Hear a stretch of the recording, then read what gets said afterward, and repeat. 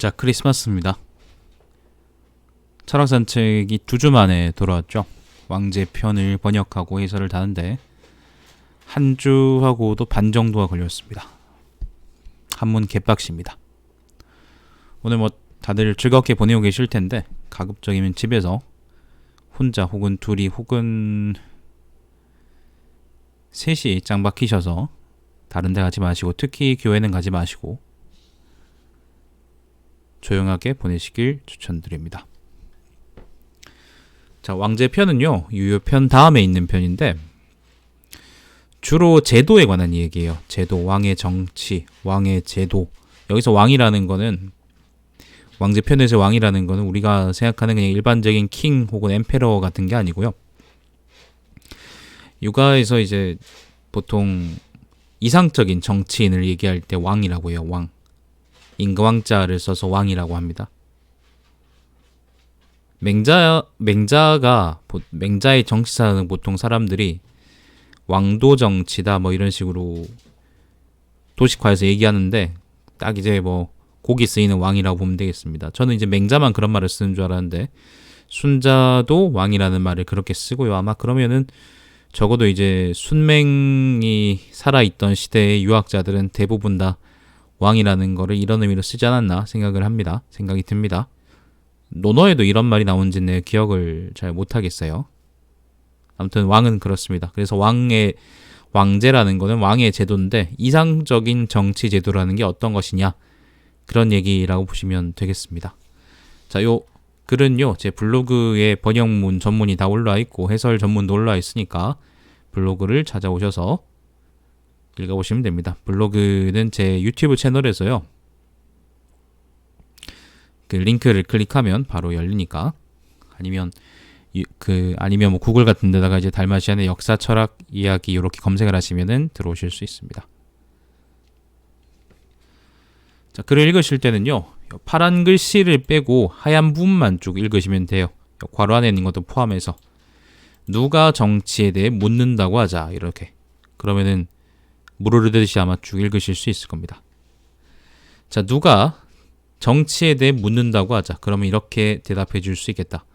현명하고 재능이 있는 사람은 차례를 기다리지 말고 등용해야 하며, 그러니까 지체하지 말고, 그런 말이죠. 일을 감당할 수 없거나 재능이 없는 사람은 잠시도 두고 보지 말고 쫓아내야 하며, 또한 아주 되도하는 새끼들은 교화될 것을 기다릴 것도 없이 죽여버려야 한다. 그러면 보통 백성들은 상벌에 기댈 것도 없이 감화될 것이다. 상벌에 기댄다는 말은 이제 우리가 사람들한테, 잘하는 사람한테 상 주고 못하는 사람한테 벌 주죠, 그죠? 그게 사람들을 통제하는 방법인데, 근데 상벌 같은 데 의지하지 않고도 이렇게만 잘 해주면은 사람들이 일사불란하게 감화되고 교화될 거다, 그런 말입니다. 자, 예와 의를 따를 수 있을지가 아직 구분되지 않았을 때는 종묘에서 차례를 세우듯 명확히 분별해야 한다. 설사 왕공과 사, 대부의 자손일지라도, 이거는 귀족들 의미예요. 예와 의를 지킬 능력이 없으면 서인으로 삼아야 하고, 서인은 평민이죠. 반면 비록 서인의 자손일지라도 글과 학문을 착실하게 배우고 몸가짐과 행동을 바르게 하며 예와 의를 지킬 능력이 있다면 경상사 대부로 삼아야 할 것이다. 경상사 대부는 귀족입니다. 그러니까 원래 귀족인 새끼가 예와 의를 지킬 능력이 없으면은 서인으로 강등해야 되고, 평민이더라도 예와 의를 지키고 글과 학문을 착실하게 배울 능력이 있다면 귀족으로 삼아야 된다, 그런 말이죠. 능력주의적인 생각이죠, 그죠? 능력주의가 꼭 좋은 건 아닌데, 특히 요즘 세상에서는 또 꼭 좋은 건 아닌데, 아무튼 순자는 그렇게 봤더라, 그렇게 보시면 되겠습니다. 따라서 이렇게 기강을 세우면 간사하게 짓거리는 놈들과 간사한 설을 퍼뜨리는 놈들과 이를 간교하게 하는 놈들과 그 재주가 간악한 놈들은 뿔뿔이 흩어져 도망쳐버릴 것이다. 한편 위정자를 따라야 할지 그러지 말아야 할지를 몰라 어떻게 해야 할지를 고민하고 있는 백성들은 각자가 할 수 있는 직무를 맡겨 교화하고 교화될 때까지 필요한 만큼 기다려 주어야 할 것이다. 그리고는 자기 직분에 힘쓰도록 경상을 주어 격려할 것이요, 자기 직분에 힘쓰지 않는 것에는 형벌을 내려 벌을 줄 것이다. 경상이라는 것은 상 주는 걸 보고 경상이라 그래요. 자, 이렇게 하여 자기 일을 잘하면 그 백성을 거둘 것이고 자기 일을 잘하지 못하면 내쳐버려야 한다. 자, 위에서 능력주의에 대한 얘기가 나왔고 여기 밑에서도 마찬가지로 이제 자기 일을 자기 본분, 자기 직분을 잘할 수 있느냐 없느냐에 따라서 이 사람이 좋은 백성인지 나쁜 백성인지를 우리가 가릴 수 있다. 그렇게 순자가 얘기하고 있죠. 자, 오지를 앓는 이들은, 오질이라는 거는 5가지 병인데 여기서는 벙어리, 귀머거리, 절름발이, 난쟁이, 그리고 사지가 상한 사람을 오질이라고 한답니다. 자, 오지를 앓는 이들은 왕이 거두어 길러주되 각자의 재능에 따라 일을 맡겨야 한다. 오질 때문에 살아가기 힘들더라도 재능에 따라 일을 맡기고 자기 역할이 있는 사람으로서 쓰이게 되는 것이니 이로써 입을 것과 먹을 것을 받을 것이다. 이렇게 자기 몫을 한다면 어떤 백성이든 받아들여 남는 자가 없게 해야 한다. 여기서 오질이라는 건 그래서 상징하는 게 장애인을 의미하는 건데 사실 지금은 장애인에 대해서 인권 아니면 먹을 거 멀리 가면 이제 섹스 그런 거에 대해서 이제 얘기가 많잖아요. 근데 옛날에는 안 그랬거든요. 고대에는 더더욱 그랬죠. 더더욱 그러지 않았죠. 그렇기 때문에 순자가 이제 오질 장애가 있는 사람들한테 어떻게 생각하는지를 보여주는 문단인데 이걸 침소봉대 가지고 막 순자의 장애인 사상 이렇게 이제 확장하고 그리고 또 견광부회하고 부하내동하고 또 무슨 말이 있을까? 비약하고 아무튼 그럴 수 있겠지만은 근데 그럴 것까지는 아니고 다만 이제 순자는 능력주의적인 입장에서 어쨌건 이 사람들도 각자가 맡을 수 있는 일이 있을 것이다. 그래서 그거를 군주가 잘 찾아주어야 된다라고 얘기를 하는 겁니다. 그 정도 선에서 보시면 되겠습니다. 자, 다만 그 재능과 행위가 지금의 제도와는 상충하는 놈들은 용서 없이 죽여버려야 한다. 무릇 이런 것을 보고 천덕이라고 하니 하늘의 덕이라고 하니 이 모든 것이 바로 왕의 정치라고 할 수 있겠다. 왕자지정입니다. 그래서 왕의 정치다. 재능과 행위가 지금과는 상충하는 놈들은 죽여버리라 그랬죠. 오지를 앓고 있는 사람들은 죽이라 그러지 않았어요. 근데 그 재능과 행위가 지금의 제도 혹은 지금의 정치와는 다른 사람들은 죽여버리라 그랬으니까 순자가 이제 상을 내리고 벌을 내리고 혹은 국가가 길러주거나 아니면 국가가 용인해줘야 되거나 국가가 용인하지 말아야 될 것들을 선을 어떻게 정하고 있는지를 잘 보여준다고 할 수 있겠죠. 자, 청정의 큰 뜻에 대해 청정이라는 거는 정치를 의미합니다. 정치. 수렴 청정할 때 청정이 바로 여기 청정인데 보통 정치 그냥 일반을 청정이라 그럽니다. 요즘은 잘 안 쓰죠. 자, 청정의 큰 뜻에 대해 이야기해 보겠다. 선하기로 노력하는 사람들은 예로서 대하고 못되기로 노력하는 새끼들은 형벌로서 대한다. 이 두 부류를 구별할 수 있다면 현명한 사람과 불추한 놈들이 서로 뒤섞이지 않을 것이니 정치의 시비가 어지러워지지 않을 것이다. 현명한 사람과 불추한 놈들이 뒤섞이지 않으면 또한 영걸들이 조정에 모여들 것이고 영걸이라는 것은 영웅들, 영웅호걸. 정치의 시비가 어지러워지지 않으면 국가가 다스려질 것이다. 정치를 이와 같이 한다면 그 명성은 환히 드러날 것이고 천한 사람들에게 사모받게 될 것이다. 그리하여 영을 내리면 이루어질 것이요 금하면 아무도 하지 않을 것이니 비로소 왕의 정치가 이루어질 것이다. 정치하는 요령. 자, 무릇 어떤 사람이 정사를 볼 때 그 모습에는 위엄이 넘치고 그 기세는 맹렬하며 다른 사람을 너그럽게 이끌어주는 것은 좋아하지 않는다고 하자. 그러니까 이번 군주가 위정자가 너무 센 거죠. 자, 그러면 그 백성들은 위정자를 두려워하고 무서워하여 결국 서로 가까워지지 못할 것이니 백성들은 모두 마음을 감추어 정치에 대한 솔직한 생각을 드러내지 않게 될 것이다. 정치가 돌아가는 행태가 이와 같다면 큰 일들은 거의 엎어져 버리고 말 것이며 작은 일도 대개 늦춰지고 말 것이다. 위정자는 너무 강성해서는 안 됩니다. 너무 세면은 사람들이 위정자를 두려워하고요. 그러면은 정치에 대해서 의견을 줄 수가 없겠죠. 왜냐하면 실제로 정치라는 거는 군주하고 백성들이 함께 하는 거니까. 선생님 안녕하세요. 크리스마스는 잘 보내고 있니? 위정자 혼자 정치를 하는 게 아니고 백성들 혼자 정치를 하는 게 아니기 때문에 어쨌건 둘이 서로 영향을 주고받는 게 정치인 건데 위정자가 너무 세버리면은 위정자만의 정치가 돼버리죠. 그러면은 정치가 제대로 안 된다는 게 순자의 의견입니다.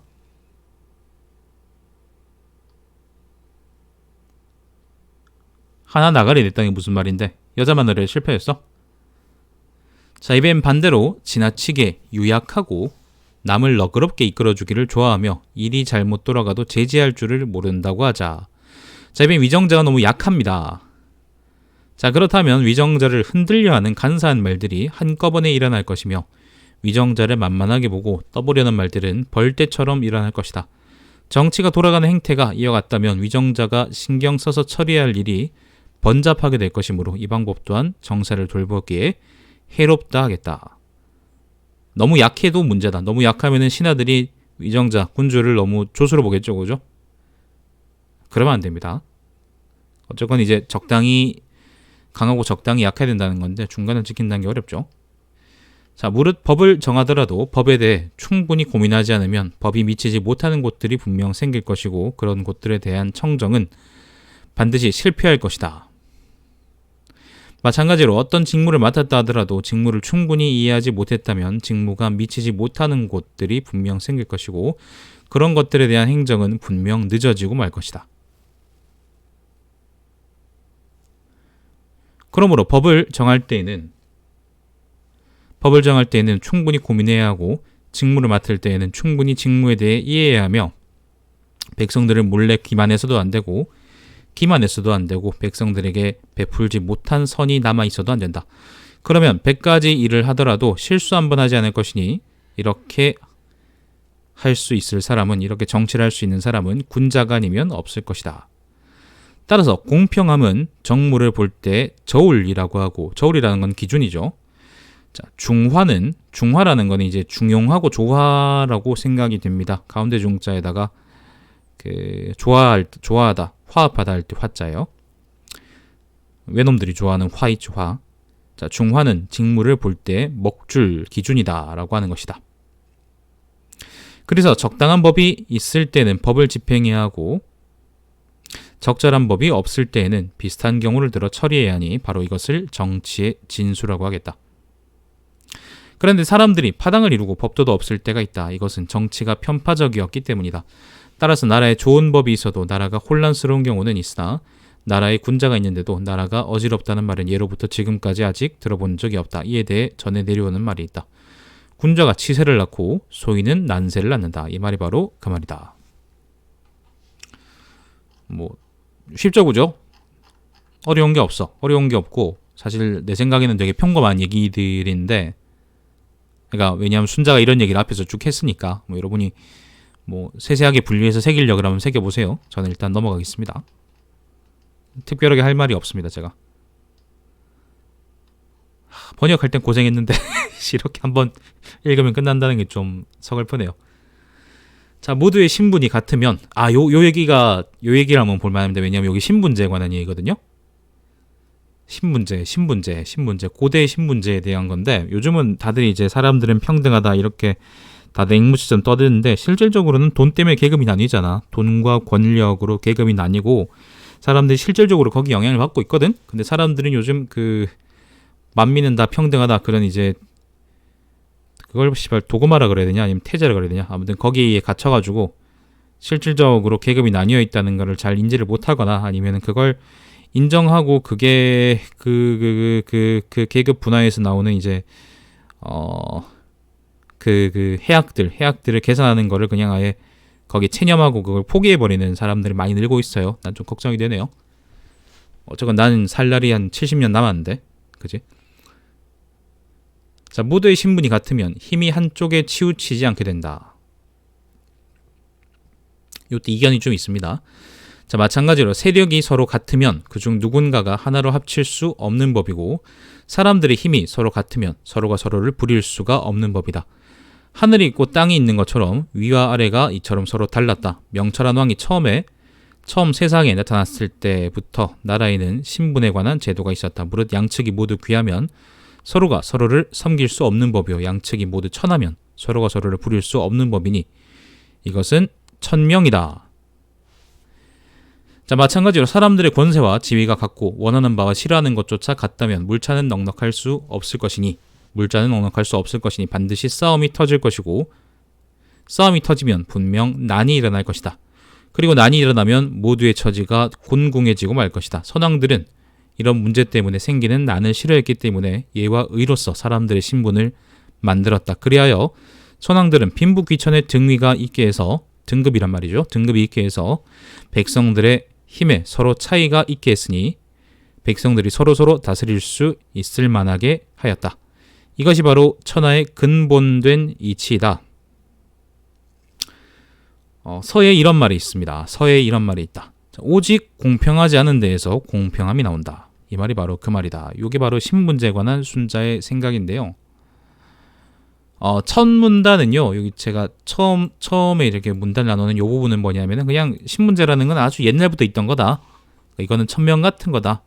굳이 우리가 뭐 논할 필요, 이거 뭐 신분제 자체가 이제 뭐 어떻다 그렇게 논할 필요는 없는 것 같다라고 얘기하는 거고, 이건 도입부 같은 거고요. 이건 사실 그렇게 중요하진 않고, 두 번째 문단하고 세 번째 문단, 사실 뭐 한 문단이죠. 요게 중요해요. 마찬가지로 사람들의 권세와 지각고 이거 하는 거. 순자는요, 일단 신분제 자체가 어떠하다, 신분제 자체가 좋다 나쁘다 그런 얘기는 하지 않고 있어요. 묵가는 했어요. 묵가는 신분이 어떠고 아니면 사람들이 평등해야 돼요. 그런 얘기를 했단 말이지. 그런데 순자는 그런 얘기를 하진 않아요. 신분제 자체를 이제 예를 들면 합리화하거나 그러려고 생각하진 않거든요. 근데 이제 그러면은 어쨌건 신분제가 있으면은 이게 왜 필요한지 혹은 이제 왜 있게 되었는지에 대한 얘기 정도는 있어야 될 거 아니야. 이게 합니다. 이걸 우리가 받아들인다고 하더라도 그죠? 그 얘기를 순자가 해요.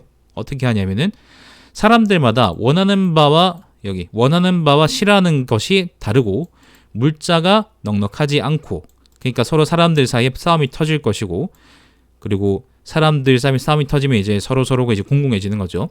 만약에 사람들이 모두 평등하다 그러면은 모두 다 평등하다 그러면은 사람들 사이에 물자를 가지고 이렇게 싸움이 터질 거기 때문에 결국에는 다 같이 망하는 길이라는 거야. 그래서 선왕들이 신분제를 만든 것은 이런 식의 분쟁이 터지지 않게 하기 위해서다. 결국에는 세상에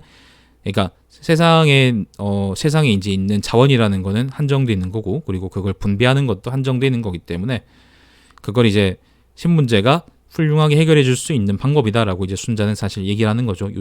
요즘식으로 얘기하자면 그런 거지. 요즘도 이제 왜 자원은 한정되어 있는 거기 때문에 어쨌건 그걸 나눌 때 차등이 생길 수밖에 없다라고 생각하는 그렇게 주장하는 사람들도 요즘 많잖아, 그죠? 그거하고 비슷한 맥락이라고 생각하시면 되겠습니다. 그래서 순자의 입장은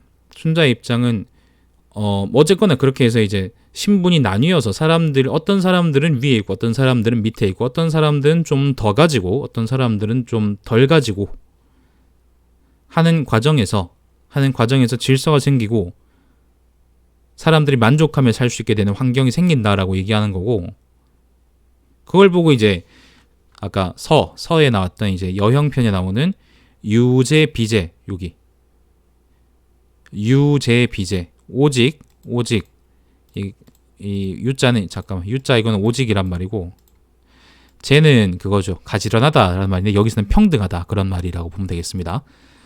평등함은 비제, 평등하지 않음에서 나온다. 그러니까 사람들의 신분이 평등하지 않기 때문에 거기서 질서가 생겨서 사람들이 평등하게, 그러니까 예를 들면 전부 다 먹고 살 수 있게 된다 그런 말인 거죠.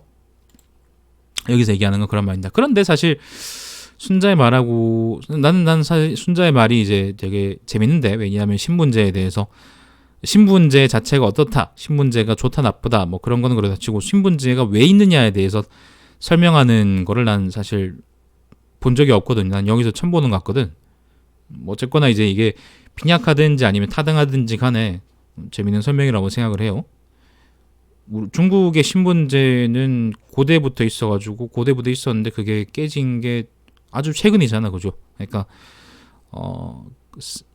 2-3천 년 동안 이제 쭉 중국의 신분이란 게 있어가지고 사람들의 행동 거지를 결정해 왔는데, 아무튼 이제 선진 시대에도 그거를 왜 신분이라는 게 나뉘는지, 왜 귀천이라는 게 서로 다른지에 대해서 설명하려는 시도가 있었다는 게 되게 재밌는 거죠.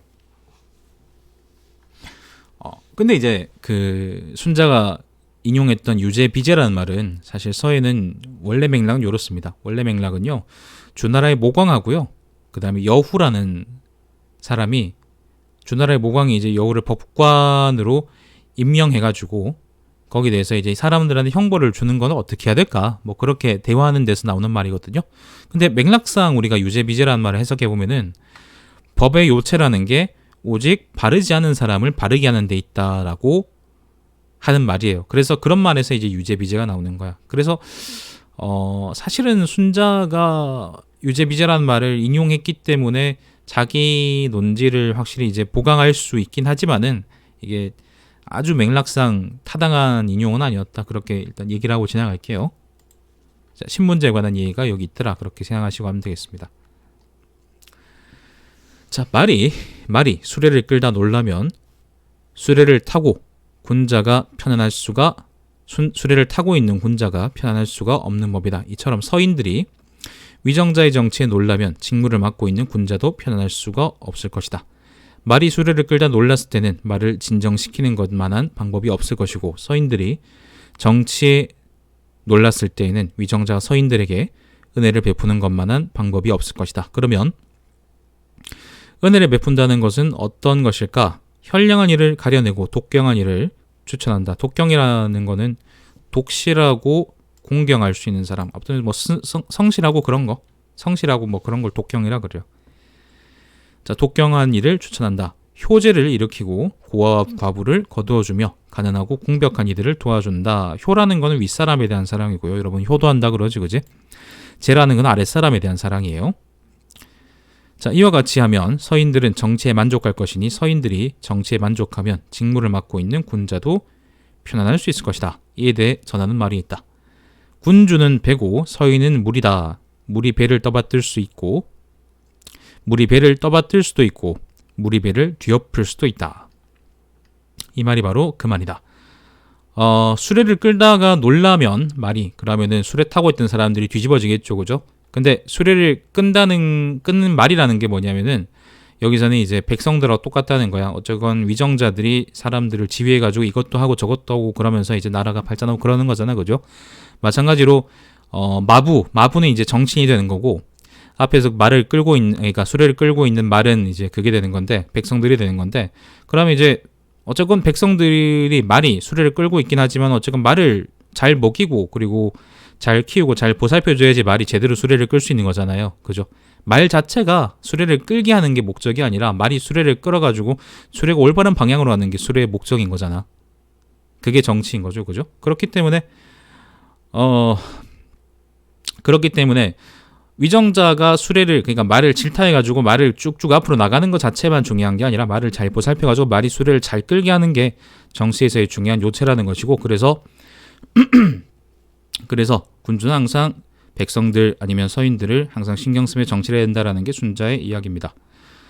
요 얘기가 좀 유명해요. 군주는 배이고 서인은 물이다. 물이 배를 떠받들 수도 있고 물이 배를 뒤집어 엎을 수도 있다라고 하는 게 유명해요. 요게 이제 사실 원문에는 그런 말은 없는데요. 요거를 군주 민수 군은 이제 군주를 의미하죠.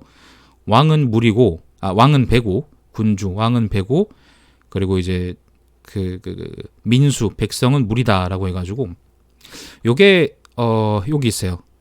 원문은 이렇습니다. 전왈 전하는 말이 있다. 군자 주야 군 임금은 배다. 그리고 서인 민이라고 안 나와 있어요. 서인이라고 나와 있어요. 서인 수야 서인은 물이다. 수죽 제주 물이 배를 싣고 있다. 수죽 이게 뒤집다 그런 말인데 한자가 뭐더라? 이 발음이 뭐죠? 리인가? 아무튼 수죽 머주 이렇게 해가지고 물이 배를 뒤집을 수도 있다라는 얘기입니다. 이거를 보고 있잖아요. 이거를 보고 과대망상하고 과대해석하고 비약하고 그리고 또 페미니즘하고 그렇게 하다 보면은 어떻게 되냐면은 순자가 역성혁명을 주장한 게 아닌가 그렇게 주장할 수도 있어요. 요 비슷한 얘기가 또 어디 나오냐면 그리고 맹자에 있잖아요. 맹자 양해왕 하편에 보면 이런 말이 있을 거예요. 양해왕 하편에 보면 이제 옛날에 이제 누구죠? 탕왕이 거왕을 죽인 거, 그 다음에 주나라의 무왕이 은나라의 주왕을 죽인 거, 요걸 가지고 맹자가 이제 왕을 죽인 게 아니라 신하가 임금을 시역한 게 아니라 필부 새끼 하나를 잡아 죽인 거다라는 한 말이 있어요. 그걸 보고 또 사람들이 맹자의 막 역성혁명론 그러면서 블로그에 글도 쓰시고 그 다음에 논문에도 쓰시고 그 다음에 책의 해설에도 쓰시고 그러는데 사실 그거 혁성혁명 같은 거 아니거든요. 맹자가 그때 양양하편에서 했던 말은 백성들은 혹은 이제 정당한 통치자는 정당하지 않은 통치자들을 언제든 잡아 죽일 수 있다. 그렇게 정당성이 있다. 그렇기 때문에 이들은 모가지가 날아가고 싶지 않으면은 정치를 똑바로 해야 된다는 말에서 그런 취지에서 맹자가 그런 말을 해요. 그죠? 순자도 마찬가지예요. 순자도 보면은 정치를 잘 하는데 위정자가 정치를 잘 하는데 말에 초점이 있는 거지. 사실은 예를 들면 뒤엎을 수 있다. 아니면 그러니까 뒤엎는 것 자체에 순자의 말에 초점이 들어가 있는 게 아니거든요. 그래서 이런 걸 가지고 순자의 막 역성혁명론 아니면 맹자하고 순자는 과격했더라 그런 얘기를 할 만한 깜냥이 있는 건 아닌 것 같고요. 그냥 이제 순자고 맹자 둘 다 위정자가 정치를 똑바로 해야 되고 똑바로 한다는 것은 백성들을 잘 보살피는 것이다 라는 얘기를 하기 위해서 그런 얘기를 했고 거기 두 사람의 사상에 요체가 있다고 보면 되겠습니다. 역성혁명론 그런 거는 아주 무리한 생각입니다. 아주 무리한 생각이에요. 절대 어디서 그런 말씀하지 마세요, 여러분.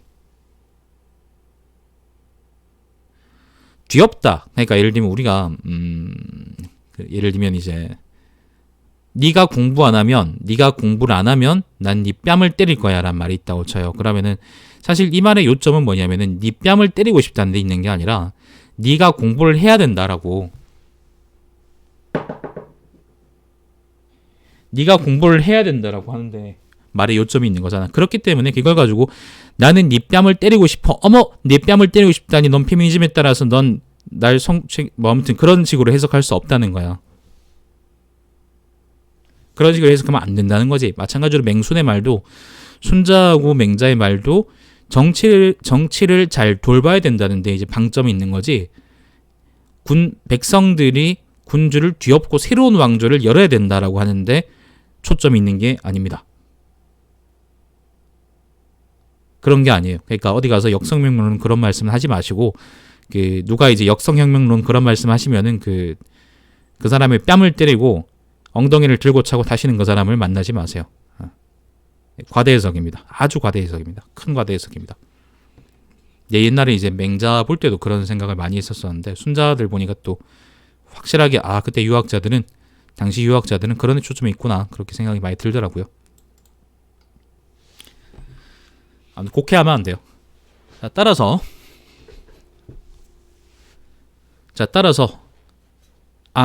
조금 더 얘기하자면요. 역성혁명이라는 게 실제로 중국에서 처음 벌어졌던 게 바로 언제냐면은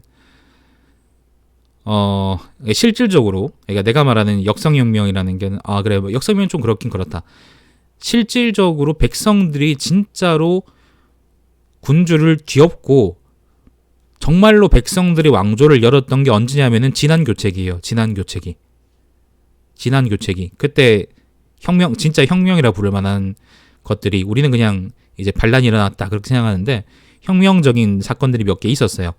예를 들면 이제 그 이전에 뭐 주나라가 그러니까 하나라가 망하고 그러니까 은나라가 하나라를 대체하고 주나라가 은나라를 대체하고 이런 거 있잖아요. 이런 것들도 뭐 예를 들면 역성혁명이긴 하지만은 사실은 생각해보면 그거는 왕이 왕을 잡은 거잖아. 왕이 왕을 잡은 거야. 그리고 마찬가지로 춘추시대에서 전국시로 넘어올 때 기원전 450년에 북쪽 진나라가 위나라, 조나라, 한나라 이렇게 세 개로 박살난 거 있잖아요. 분할된 거. 폴란드 분할처럼. 그렇게 분할된 거. 또 사실은 대부 집안이, 대부라는 거는 이제 뭐예요?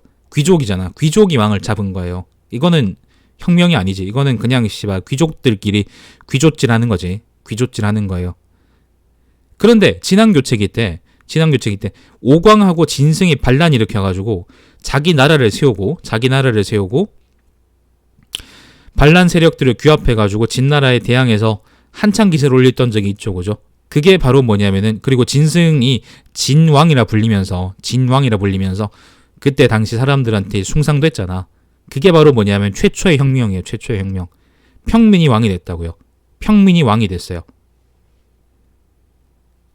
저기 저기 그 뭐예요? 서쪽 그 양키 오랑캐 새끼들 양키 아닌가? 라틴 오랑캐 그 게르만 오랑캐 새끼들이 이제 자기들 왕족들 귀족들끼리 이제 그 서로 이제 빨고 막 받고 그러면서 이제 왕위를 돌려 하던 거에 비해서 중국에서는 그 밑바닥에서의 혁명이라는 게 되게 이르게 일어났었어요. 난 그 사건이 되게 크다고 생각하거든요.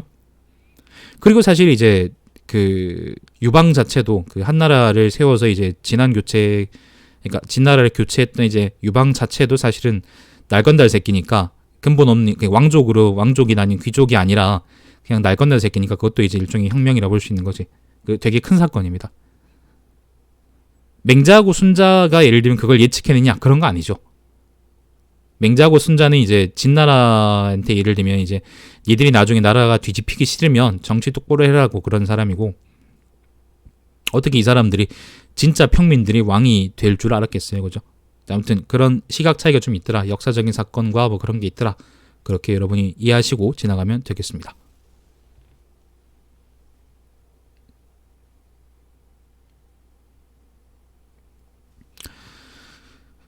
왕호장상의 씨가 따로 있느냐? 그건 어디 나오는 말이더라? 사기에 나오나? 그 말도 유명한 말인데. 자, 이제 계속 읽어볼게요. 자, 따라서 군주된 사람이 스스로 편안하고자 한다면 정사를 공평하게 보고 백성들을 사랑하는 것만한 방법이 없으며, 여기도 나오네. 군주된 사람이 스스로 편안하고자 한다면, 요게 초점인 거죠. 요게 말의 초점입니다. 자, 군주된 사람이 스스로 영예롭고자 한다면 예를 받들고 선비를 공경하는 것만한 방법이 없다. 또한 군주된 사람이 스스로 공적과 명성을 떨치고자 한다면 현인을 숭상하고 재능 있는 일을 잘 쓰는 것만한 방법이 없다. 이것들이야말로 군주가 지켜야 할 대절이라고 할 수 있겠다. 대절이라는 거는, 절이라는 게 절도할 때 절자인데요. 끊을 절자. 여기서는 이제 원칙입니다. 원칙 그런 의미로 절이란 말을 많이 쓰더라고요. 요즘은 잘 안 쓰지. 요즘은 안 쓰는 말입니다. 자, 대절이라고 한다. 3절 위에 있던 이제 군주가 편안하고자 하는 거, 영예롭고자 하는 거, 그리고 공로를 쌓고자 하는 거, 그러니까 그걸 하기 위해서 해야 되는 행동들이 좀 위에 나왔던 거. 자, 그게 바로 3절입니다. 3절. 3절을 마땅히 지킨다면 다른 모든 일도 이루어지지 않는 것이 없을 것이다. 하지만 3절을 마땅히 지키지 못한다면 설사 다른 모든 일을 오히려 이뤄낸다 하더라도 다만 장차 멀리 본다면 무익하고 말 것이다.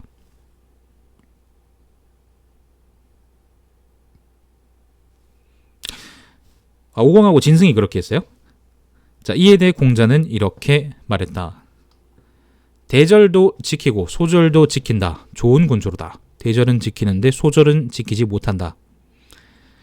한 번 어기기도 하고 한 번 지키기도 하는구나. 보통 군주다. 하지만 대절을 지키지 못했다면 설사 소절을 지켰다 한들 나는 더 지켜보지 않으련다. 요거는 대절 요 세 가지에 대해서 이제 공자가 어떻게 생각했는가, 뭐 이 세 가지 여기 나오는 대절하고 위에 대절하고 뭐 똑같느냐 그거는 잘 모르겠지만 아무튼 이제 큰 원칙은 다른 것들보다 우선을 싣게 된다, 이렇게 얘기하는 거라고 보시면 되겠어요.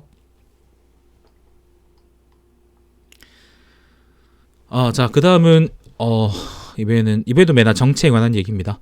자, 성후하고 사공은요 둘 다 위나라입니다. 위나라. 요거는 삼진의 위나라가 아니고요, 작은 위나라 있습니다.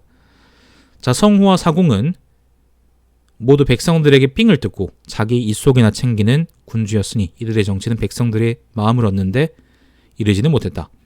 자사는 백성들의 마음을 얻었으나 정치를 바르게 펴는 데까지는 이르지 못했다. 관중은 정치를 바르게 폈으나 백성들에게 예를 베푸는 데까지는 이르지 못했다.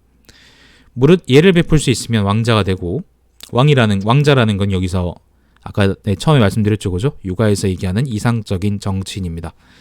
자, 왕자가 되고 정치를 바르게 펴는 자는 나라를 강하게 만들 것이며 백성들의 마음을 얻을 수 있는 자는 나라를 안정시킬 것이다. 하지만 백성들에게 삥이나 뜯는 새끼들은 나라를 망하게 만들 것이다. 따라서 왕자는 백성을 만족시키고 패자는 사를 배불릴 것이며, 사라는 거는 지휘관들, 하급 관리 혹은 이제 군대 지휘관, 그러니까 하급 지휘관 같은 걸 이릅니다. 경대부사 뭐 그런 말 들어보시죠, 그죠? 자, 패자는 사를 배불릴 것이며 국채만 가까스로 유지하고 있는 나라는 대부의 배만 불려줄 것이다. 그리고 망할 만한 나라는 군주의 광협에만 재물이 모이며 부고만 가득 차게 된다. 광협하고 부고는 둘 다 창고예요, 창고. 그러니까 백성들은 배를 굽는데, 근데 이제 그 나라의 곳간에만 그게 재물이 쌓인다는 거는 뭐겠어요? 정치가 제대로 안 돌아간다는 거죠, 그죠? 만약 광협에는 재물이 이미 가득하고 부고도 이미 세금으로 가득 차 있는데 오히려 백성들은 가난하다고 하자. 무릇 이런 것들을 두고 각각 상일과 하루라고 한다. 상일과 하루. 상일은 이렇게 쓰는데요. 이거는 넘친다 그런 말이에요. 그래서 위쪽으로 넘친다는 말이고요. 하루는 아래쪽으로는 샌다 그런 말이에요. 그러니까 이게 아래 위가 물병으로 우리가 채우려 그러면 아래 위, 그러니까 먼저 이제 위쪽으로 물이 돌아서 아래쪽으로 내려가고, 그죠? 그게 쌓이고 가지고 물에 그게 되는 거잖아. 근데 이게 아래쪽으로는 제대로 물이 내려가지 않으면 어떻게 했어요? 뭐 중간에 예를 들면 밑에 물통 중간에 이제 뭐 가로막는 그런 게 있다고 치자. 그러면은 위쪽은 가득 차가지고 이제 질질 위쪽으로 넘치는데 아래쪽에서는 이제 물이 도달할 수가 없어가지고 점점 말라가겠죠, 그죠? 그걸 보고 상일하루라고 했던 거예요. 상일하루. 쉽게 말하면 씨발 요즘 정치에 빗대서 얘기하자면 낙수 효과 같은 거지. 낙수 효과가 일어나지 않는다. 어쨌건 씨발 위에 새끼들을 배를 불리면 배가 차부르면 그게 밑으로 내려오지 않고 어쨌건 그 새끼들 배만 더 불린다는 거지. 그러니까 이거는 뭐냐면은 정치가 제대로 이루어지지 않는 얘기다. 않는 상황이다라고 순자가 주장하는 겁니다. 상일과 하루가 만연한 나라는 안으로는 나라를 지킬 수가 없고 밖으로는 외적에 맞서 싸울 수가 없으니 그 나라가 뒤집어지고 멸망하리라는 것을 당장이라도 기대해 볼 만하다. 무릇 자신의 취렴 때문에 그 나라는 망해버리고 적들만 삥 뜯는 재물을 얻음으로써 강대해지고 만다. 이렇듯 백성을 삥 뜯음으로써 적의 노략질만 초래하고 오히려 적을 부유하게 만든다. 이것은 결국 나라는 망하고 자신은 위태롭게 만드는 길이다. 그러므로 명군이라면 이런 짓을 따라하지 말아야 한다. 자, 정치라는 거는 불을 잘 분배하는 것이기도 하다라는 얘기죠. 세 단계로 나눠 설명하죠. 세 단계. 백성들의 마음을 얻는 거, 그리고 정치를 바르게 펴는 거, 그리고 백성들에게 예를 베푸는 거. 이렇게 세 단계로 나눠서 순자가 얘기를 하고 있죠.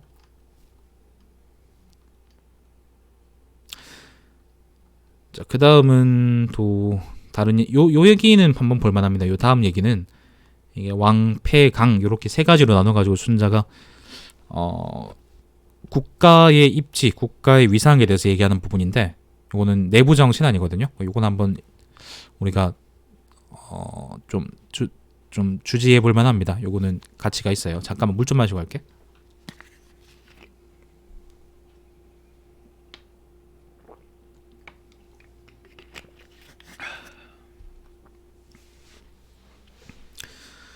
자, 왕이 얻고자 하는 것은, 왕이라는 건 여기서 패의 반대입니다. 패. 이상적인 정치인으로서의 왕이에요. 자, 왕이 얻고자 하는 것은 백성이고, 패가 얻고자 하는 것은 외교적인 성공이며, 강국이 얻고자 하는 것은 다른 나라의 땅이다. 이렇게 해서 이제 원문 한번 볼까요? 왕탈지인 패탈지여 강탈지지 이렇게 돼 있죠. 왕하고 패하고 강입니다. 왕패강. 보통은 왕하고 패를 봅니다. 왕하고 패. 왕은 보통 이제 육아에서 이상적인 정치를 의미하고요. 패는 보면은 무력으로서 혹은 외교로서 다른 나라들을 겸병하거나 아니면 다른 나라들을 위에 서려고 하는 국제 질서를 세우려고 하는 이제 그런 나라들을 보통 패라고 하죠. 그래서 맹자도 이 얘기를 많이 하고요. 맹자도 이 얘기를 많이 하고 공자는 왕하고 패라고 그렇게 구별해서 얘기하지까지는 않는 것 같은데, 내가 기억하기로는 어쨌거나 그 구별이 있습니다. 구별이 있어요. 그러니까 그 왕하고 패의 개념에 대한 구별은 있어요. 그래서 이거는 좋고 저건 나쁘다라는 얘기가 있습니다. 그래서 논어에 자주 나오는 얘기가 이제 관중은 병신이다 그런 얘기가 자주 나오거든요. 그랬나? 아무튼 제나라 황공은 별로다 뭐 그런 얘기가 나와요. 그런데 이제 순자는 여기다가 강이라는 걸 더 붙입니다. 강. 그러니까 패하고 강을 왕은 이제 뭐 똑같이 육아의 이상적인 정치니까 똑같은데 폐하고 강이라는 걸 원래 폐에서 이제 세분화해서 분석해 본 거죠. 그래서 순자는 이제 폐라는 거는 외교적인 방법으로 국제 질서를 세우려는 국제 질서를 세우고 자기가 이제 그 눈머리가 되려는 나라라고 봤고요. 강이라는 거는 이제 무력으로 오로지 무력으로서 다른 나라를 겸병하려 하는 나라라고 봤습니다. 재밌습니다. 순자 말고 저는 이렇게 왕, 폐, 강 이렇게 세 부류로 나눠 가지고 분석하는 거는 본 적이 없어요. 자, 읽어보죠. 자, 백성을 얻고자 하면 제후들을 5탄에 제후들을 신하로 부릴 것이요 외교로 얻고자 하면 제후들을 벗으로 대할 것이다. 하지만 다른 나라의 땅을 얻고자 하면 제후들을 적으로 여길 것이다. 이 제후들을 신하로 부린다면 왕이라고 하겠고 제후들을 벗으로 대한다면 폐라고 할 것이며 제후들을 적으로 여길 나라는 위태로운 나라라고 할 수 있을 것이다. 자, 강국을 보고 왜 위태롭다고 할까? 상수랑 강국처럼 무력을 곧잘 쓰는 나라를 생각해보자. 다른 나라들은 때에 따라 성을 지키기도 하고 나와 싸우기도 하는데 무력을 쓴 나라, 강국은 그럼에도 힘으로써 다른 나라들을 이기려 하니 그런즉 그 과정에서 다른 나라의 백성들은 크게 상할 것이다. 그런데 다른 나라의 백성들이 크게 상하면 그 나라의 백성들은 우리를 아주 미워하게 될 것이다. 상대 나라의 백성들이 우리를 미워하게 되면 그 나라 백성들은 날이 갈수록 우리와 싸우려 될 것이다. 이번엔 우리 입장에서 생각해보자. 다른 나라들은 때에 따라 성을 지키기도 하고 나와 싸우기도 하는데 우리나라가 힘으로써 다른 나라를 이기려 한다고 하자. 그러면 그 과정에서 우리나라의 백성들은 크게 상하고 말 것이다. 우리 백성이 상하면 우리 백성들은 우리나라를 분명 크게 미워하게 될 것이다. 우리 백성들이 우리나라를 미워하게 된다면 우리 백성들은 다른 나라를 힘으로써 이기기 위한 우리나라의 전쟁을 날이 갈수록 돕지 않으려 할 것이다. 상황이 이렇게 될 것이므로 결국 다른 나라의 백성들은 날이 갈수록 우리나라와 싸우고 싶어 하게 되고 우리 백성들은 날이 갈수록 우리나라의 전쟁을 돕지 않게 될 것이다. 이것이 바로 강국이 힘써 전쟁을 벌이다가 도리어 약해지는 까닭이다. 전쟁을 막 벌이면 이렇게 된다는 거죠. 전쟁의 결과로 땅은 얻었으나 백성의 마음은 잃게 되었고 고생은 많이 했으나 공로는 오히려 적게 되었다. 그러니 힘만 믿고 깝치면 비록 새로 손에 넣은 것이 늘어났다 한들 오히려 그 때문에 원래 갖고 있던 것은 줄어들고 마는 것이다.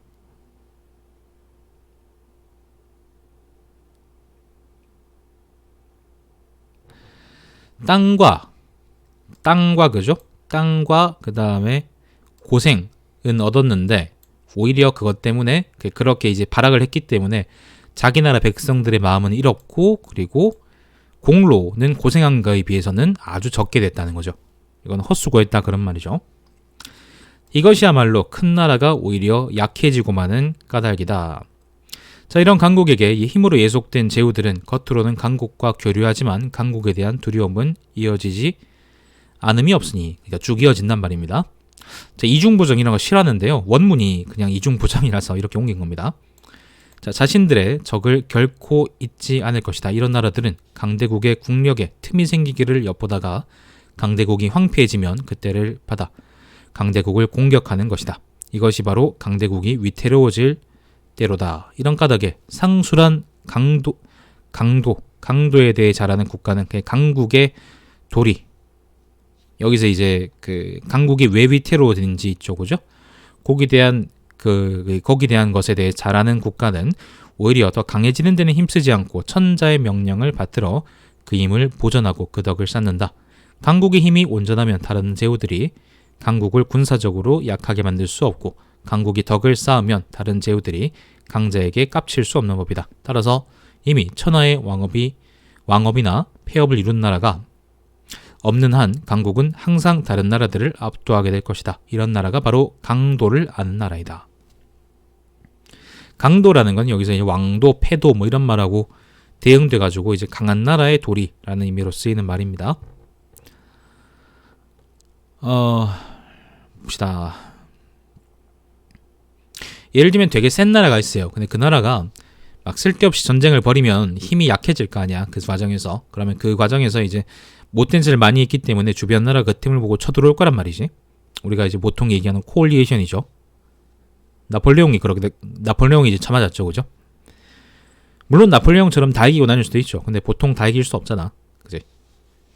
그렇기 때문에 오히려 다른 주변 나라들에서 많이 강한 나라라면은 그 힘을 낭비하지 않고 명분을 지키고 있으면 땅은 뭐 당장 전쟁을 벌이는 것보다야 적게 얻겠지만은 그 강함이 계속 유지돼가지고 다른 나라에 비해서 항상 압도적인 위치에 있을 수 있고 그게 장기적으로 좋은 길이 아니냐라고 순자가 얘기를 하는 거예요. 자, 이번에는 패자에 대한 얘기입니다. 패자. 원래는 패라는 게 유학자들 사이에서는 이제 이 왕하고 대립돼가지고 강 같은 거를 모두 다 포함하는 말이었는데 여기서는 순자는 그걸 분리해놨어요. 자, 강자가 저런 것에 비해 저 패자들은 그렇지 않다. 밭과들을 일구고 나라의 창름을 채우며, 창름이라는 것은 곳간입니다. 곳간, 식량창고. 자, 창름을 채우며 비용을 갖추어둔다. 비용이라는 것은 기물들, 뭐 예를 들면 일하거나 아니면 전쟁할 때 쓰이는 그 보급품들 뭐 이런 거 있잖아, 그죠? 자, 또한 인재를 신중하게 모으고 가려내니 재능과 재간이 있는 사들이, 사라는 것은 하급관리 혹은 하급지휘관들을 의미합니다. 자, 사들이 패자에게 모여든다. 그런 이후에 일을 잘하면 점차 포상을 내려 기용한 인재들을 이끌어 나가고 일을 못하면 형벌을 엄하게 해서 기용한 인재들을 바로잡는다. 패자는 망해가는 나라를 구하고 명맥이 끊어진 나라를 다시 이어주며 약한 나라는 보호하고 난폭한 나라는 깽판을 치지 못하게 막는다. 그리하였는데도 패자에게 타국을 겸병할 마음이 엿보이지 않는다면 다른 제후들도 패자를 친근하게 여길 것이다. 타국과 대등하게 잘 지낼 수 있도록 도리를 닦아 다른 제후들을 공경으로서 대하면 다른 제후들도 패자의 태도에 기뻐할 것이다. 그러니까 여기서 무슨 말이냐, 패자가 하는 게 뭐냐면은 외교적으로 다른 나라들을 이끌어가지고 자기가 그 눈머리가 되는 거거든요. 여기서 이제 순자는 패라는 거의 개념을 그렇게 보고 있어요. 외교적으로 주도하는 거. 예를 들면 이제 나토를 주도한 나라가 누구죠? 너무 옛날 일인가? EU를 주도한 나라가 누굽니까? 독일 새끼들이죠. 나치 후손들. 그 친구들이 예를 들면 이제 순자에서 얘기하는 패라는 거는 패. 근데 여기서 만약에 EU 구성국들이 독일을 따르는 이유는, 도이치 놈들을 따르는 이유는, 예를 들면 도이치 놈들이 전쟁을 옛날처럼 일으켜가지고 룩셈부르크를 합병하거나 그러지 않기 때문에, 그죠? 그리고 그 안에 있는 게 자기들한테 이득이 되기 때문에, 그리고 패자가 자기보다 강하기 때문에, 그죠? 독일 놈들이 강하기 때문에. 강한가? 요즘은 잘 모르겠네요. 자, 아무튼 외교적으로 독일이 EU를 주도하는데 거기서 오는 이득도 있고, 그리고 독일이 자기들을 잡아먹지 않을 거라는 안정감도, 마음도 있는 거죠, 그죠? 기대는 그런 마음도 있는 거지.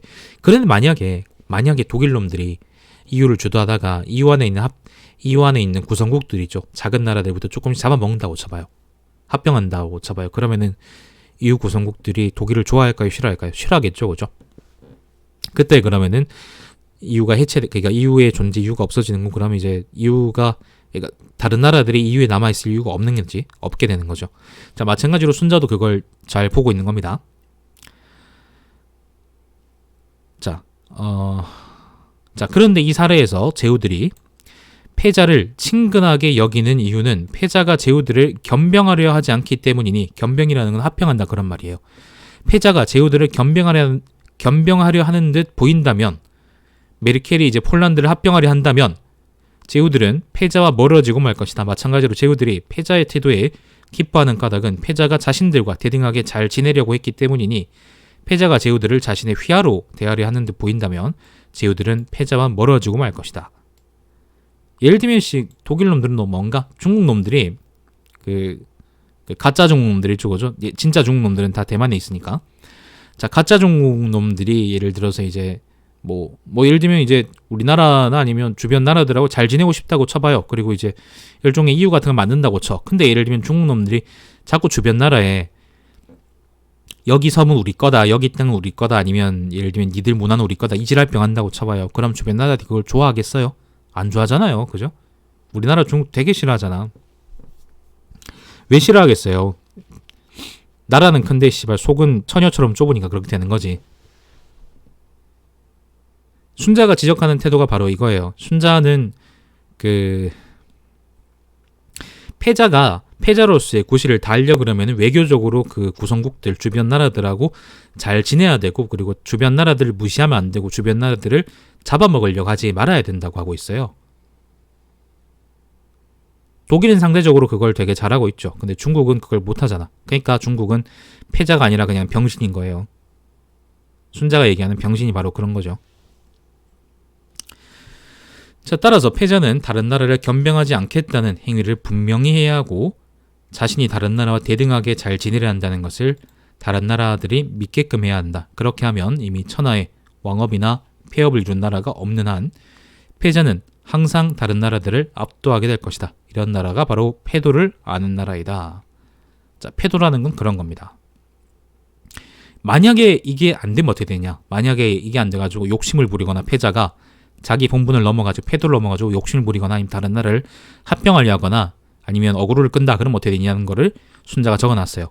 하지만 옛날에 강자와 패자였던 자들의 예를 생각해보자. 제 나라의 민왕은 5나라에게 망해버렸고, 제 나라의 환공은 노나라의 장공에게 겁박당했는데, 이렇게 된 것은 다른 이유가 아니고 다만 민왕과 항공의 법도가 왕도가 아님에도 천하의 왕도로서 생각되었으면 했기 때문이다. 제 나라의 민왕은 민왕이 누구냐면은 제 나라의 이제 위왕하고 선왕을 거쳐가지고 왕위에 오른 새끼인데, 민왕하고 제 나라가 이제 전국시대 들어서 가지고요, 위왕하고 선왕을 거치면서 굉장히 많이 강해졌어요. 그래가지고 막 한때는 막 누구냐, 민왕 집다. 민왕 때는 저기 진나라, 서쪽 진나라 이제 소양왕인가? 아무튼 그하고 같이 이제 너는 서쪽 황제, 나는 서쪽 제다, 서제, 그리고 나는 동쪽 제다. 그래서 서제 동제 막 그러면서 깝치고 다녔거든. 근데 그걸 이제 다른 나라들이 보니까 되게 안 입고 온 거야. 되게 안 입고 온 거죠. 전성기 진나라 때처럼 강한 것도 아니고, 그렇다고 해서 막 좀 어중간했던 거죠. 제 나라의 위치가. 다른 나라들을 그러니까 주도적으로 이끌어갈 수 있는 그런 능력은 있었는데, 근데 다른 나라를 이제 말 그대로 이기고 막 수십만씩 잡아주고 그런 많은 능력은 없었던 거거든요. 그래서 연나라, 진나라, 위나라, 한나라, 조나라 5개 연합국한테 한번 깨지고, 그리고 연나라 군대가 남아가지고, 연나라에 그때 남은 사람이 바로 아기였습니다. 아기가 남아가지고, 아그이 아시죠, 그죠? 아그이가 남아가지고 제 나라를 합병해버리려고 아예 정말 합병해버리려고 제 나라 전토를 짓밟았는데, 그때 증묵하고 그 다음에 증묵성하고 거성이 남아가지고 버티다가요, 결국에는 이제 연나라 군대가 물러나고 제 나라가 기사회생하게 되죠. 이때 나라 망할 뻔했습니다. 네, 맞아요. 전단열전에 나오지. 그때 연나라군이 이긴 사람이 바로 전단이었으니까. 아무튼 민왕은 그러니까 이제 아마 내 생각에 맥락상 이 민왕은 패국이 아니라 패자가 아니라 이제 강자로서 여기 얘기된 것 같아요. 강도를 모르는 왕인 거죠. 자, 제 나라 황공은 이제 우리가 아는 그 유명한 패자로서, 그죠? 유명한 사람인데, 요 사람 무슨 짓이 하냐면은 그 노나라하고 전쟁을 했다가 노나라하고 전쟁을 해가지고 노나라 땅을 많이 뺏으려고 그랬어요. 많이 뺏으려고 그랬는데, 근데 이제 노나라 입장에서는 이게 족같은 거야. 전쟁에 지긴 했는데 예를 들면 전쟁이 졌으면 땅을 뱉든 뭘 하든 해야 되잖아요. 근데 이게 정도가 지나쳤던 거지, 생각해보니까. 아이 족같다 그래가지고 조나라의 조말이라는 용사가요, 회담장에서 황공을 칼로 협박해가지고 하지 마라 그렇게 해가지고 황공이 이제 개쪽당하고 이제 그 땅을 먹으려던 거를 이제 그 무위로 돌리고 그냥 이제 서로 하하호호 웃으면서 갔다라는 게 요 일화입니다. 그러니까 황공은 이제 패자로서 뭡니까? 패도를 잘 지키지 못했기 때문에 노나라를 돕거나 하는 것에서 친하게 지내거나 하는 것을 끝난 게 아니라 노나라를 합병하고 겁박했기 때문에 자기 산하국처럼 되었기 때문에 노나라의 일갈 때문에 제 나라가 한번 휘청거렸다라는 얘기를 바로 여기서 순자가 드는 거죠. 이건 자객열전이 있을 거야. 결국에는 강한 나라든 강국이든 패국이든 간에 강도 걔들이 지켜야 될 만한 도리라는 게 있는 거고, 강도와 패도를 제대로 지켜야 되는 거고, 그걸 지키지 않았을 때는 이제 이렇게 그 개쪽당하거나 아니면 나라가 망할 뻔하게 된다는 거를 순자가 논증을 하는 겁니다. 내 생각엔 요 논증이 되게 체계적이에요. 그래서 제가 이제 앞에 거는 그렇다 치고 여기 왕패강 나오는 요 부분은 여러분이 한번 자세하게 읽어보실 필요가 있다고 저는 생각을 합니다. 자, 입에는 그래서 강하고 패 나왔으니까 입에는 왕이 나와야겠죠, 그죠? 자, 강자와 패자가 저런 것에 비해서 저 왕자는 그렇지 않다. 왕자의 인은 이는 세상이 우러를 만하고 왕자의 의는 천하가 우러를 만한 것이며 왕자의 위엄도 천하가 우러를 만한 것이다. 이 말의 의미는 이렇다. 천하가 왕자의 인을 우러러보니 천하의 왕자를 가까이 여기지 않는 자가 없고 천하가 왕자의 의를 우러러보니 천하의 왕자를 귀하게 여기지 않는 자가 없으며 마찬가지로 천하가 왕자의 위엄을 우러러보니 천하의 왕자에 대적할 만한 자가 없다. 왕자는 누구도 대적할 수 없을 위엄으로 사람들을 복종시키는 도리를 펴니 그리하여 왕자는 싸우지 않고 이기며 공격하지 않고 원하는 바를 얻는다. 갑병들을 고생시키지 않고 천하를 복종시키고야 마는 것이다. 갑병이라는 것은 정예병을 의미해요. 이런 나라가 바로 왕도를 아는 나라이다. 왕도에 대한 설명은 좀 비루하지, 그지? 근데 왕도는 설명하지 않더라도 다른 데에서 지금 왕제 편이나 아니면 다른 편들에서 왕의 정치라는 게 무엇이냐는 얘기가 지속적으로 나오니까 그 부분을 참고해서 메꾼다고 생각을 하세요, 여러분. 자, 이 3구를 아는 자는, 구라는 거는 조건이에요, 조건. 세 가지 조건인데 여기서 세 가지 조건이라는 건 이제 왕도, 강도, 패도를 의미하겠죠, 그죠? 자, 이 3구를 아는 자는 왕자가 되고 싶으면 왕자가 될 것이고 패자가 되고 싶으면 패자가 될 것이며 강자가 되고 싶으면 강자가 될 것이다 라고 했습니다. 자, 왕도에 대한 설명이 필요했는데 요 다음 부분에 바로 이제 왕도에 관한 얘기가 상대적으로 나옵니다. 자, 요거 한번 읽어보죠. 개기네요, 정말. 물 좀 마실게요.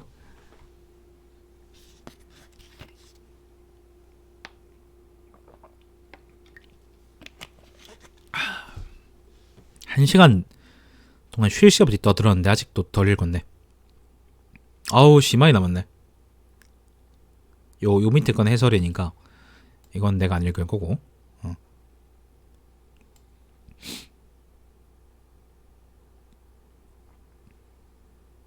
잠깐만요. 일단 요 부분까지 읽고 좀 쉬다가 읽어야겠어요. 목이 가겠네요.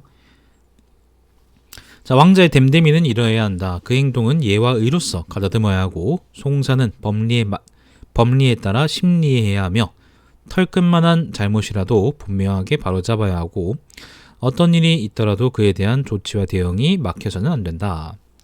대저 이런 것을 보고 유원, 근본이 있다, 그런 말입니다. 유원이라고 한다. 이것이 바로 왕자의 사람됨이다. 왕은 이렇게 돼야 된다라는 거죠. 이런 인간이어야 된다. 자, 왕자의 규범은 이러해야 한다. 왕자가 지켜야 할 규범은 이러해야 한다. 그 도리는 3대를 넘지 말아야 하고 그 법도는 후왕과 다르지 않아야 한다. 후왕에 대해서는 아시죠, 그죠? 후왕이라는 건 나중에 왕들 의미합니다.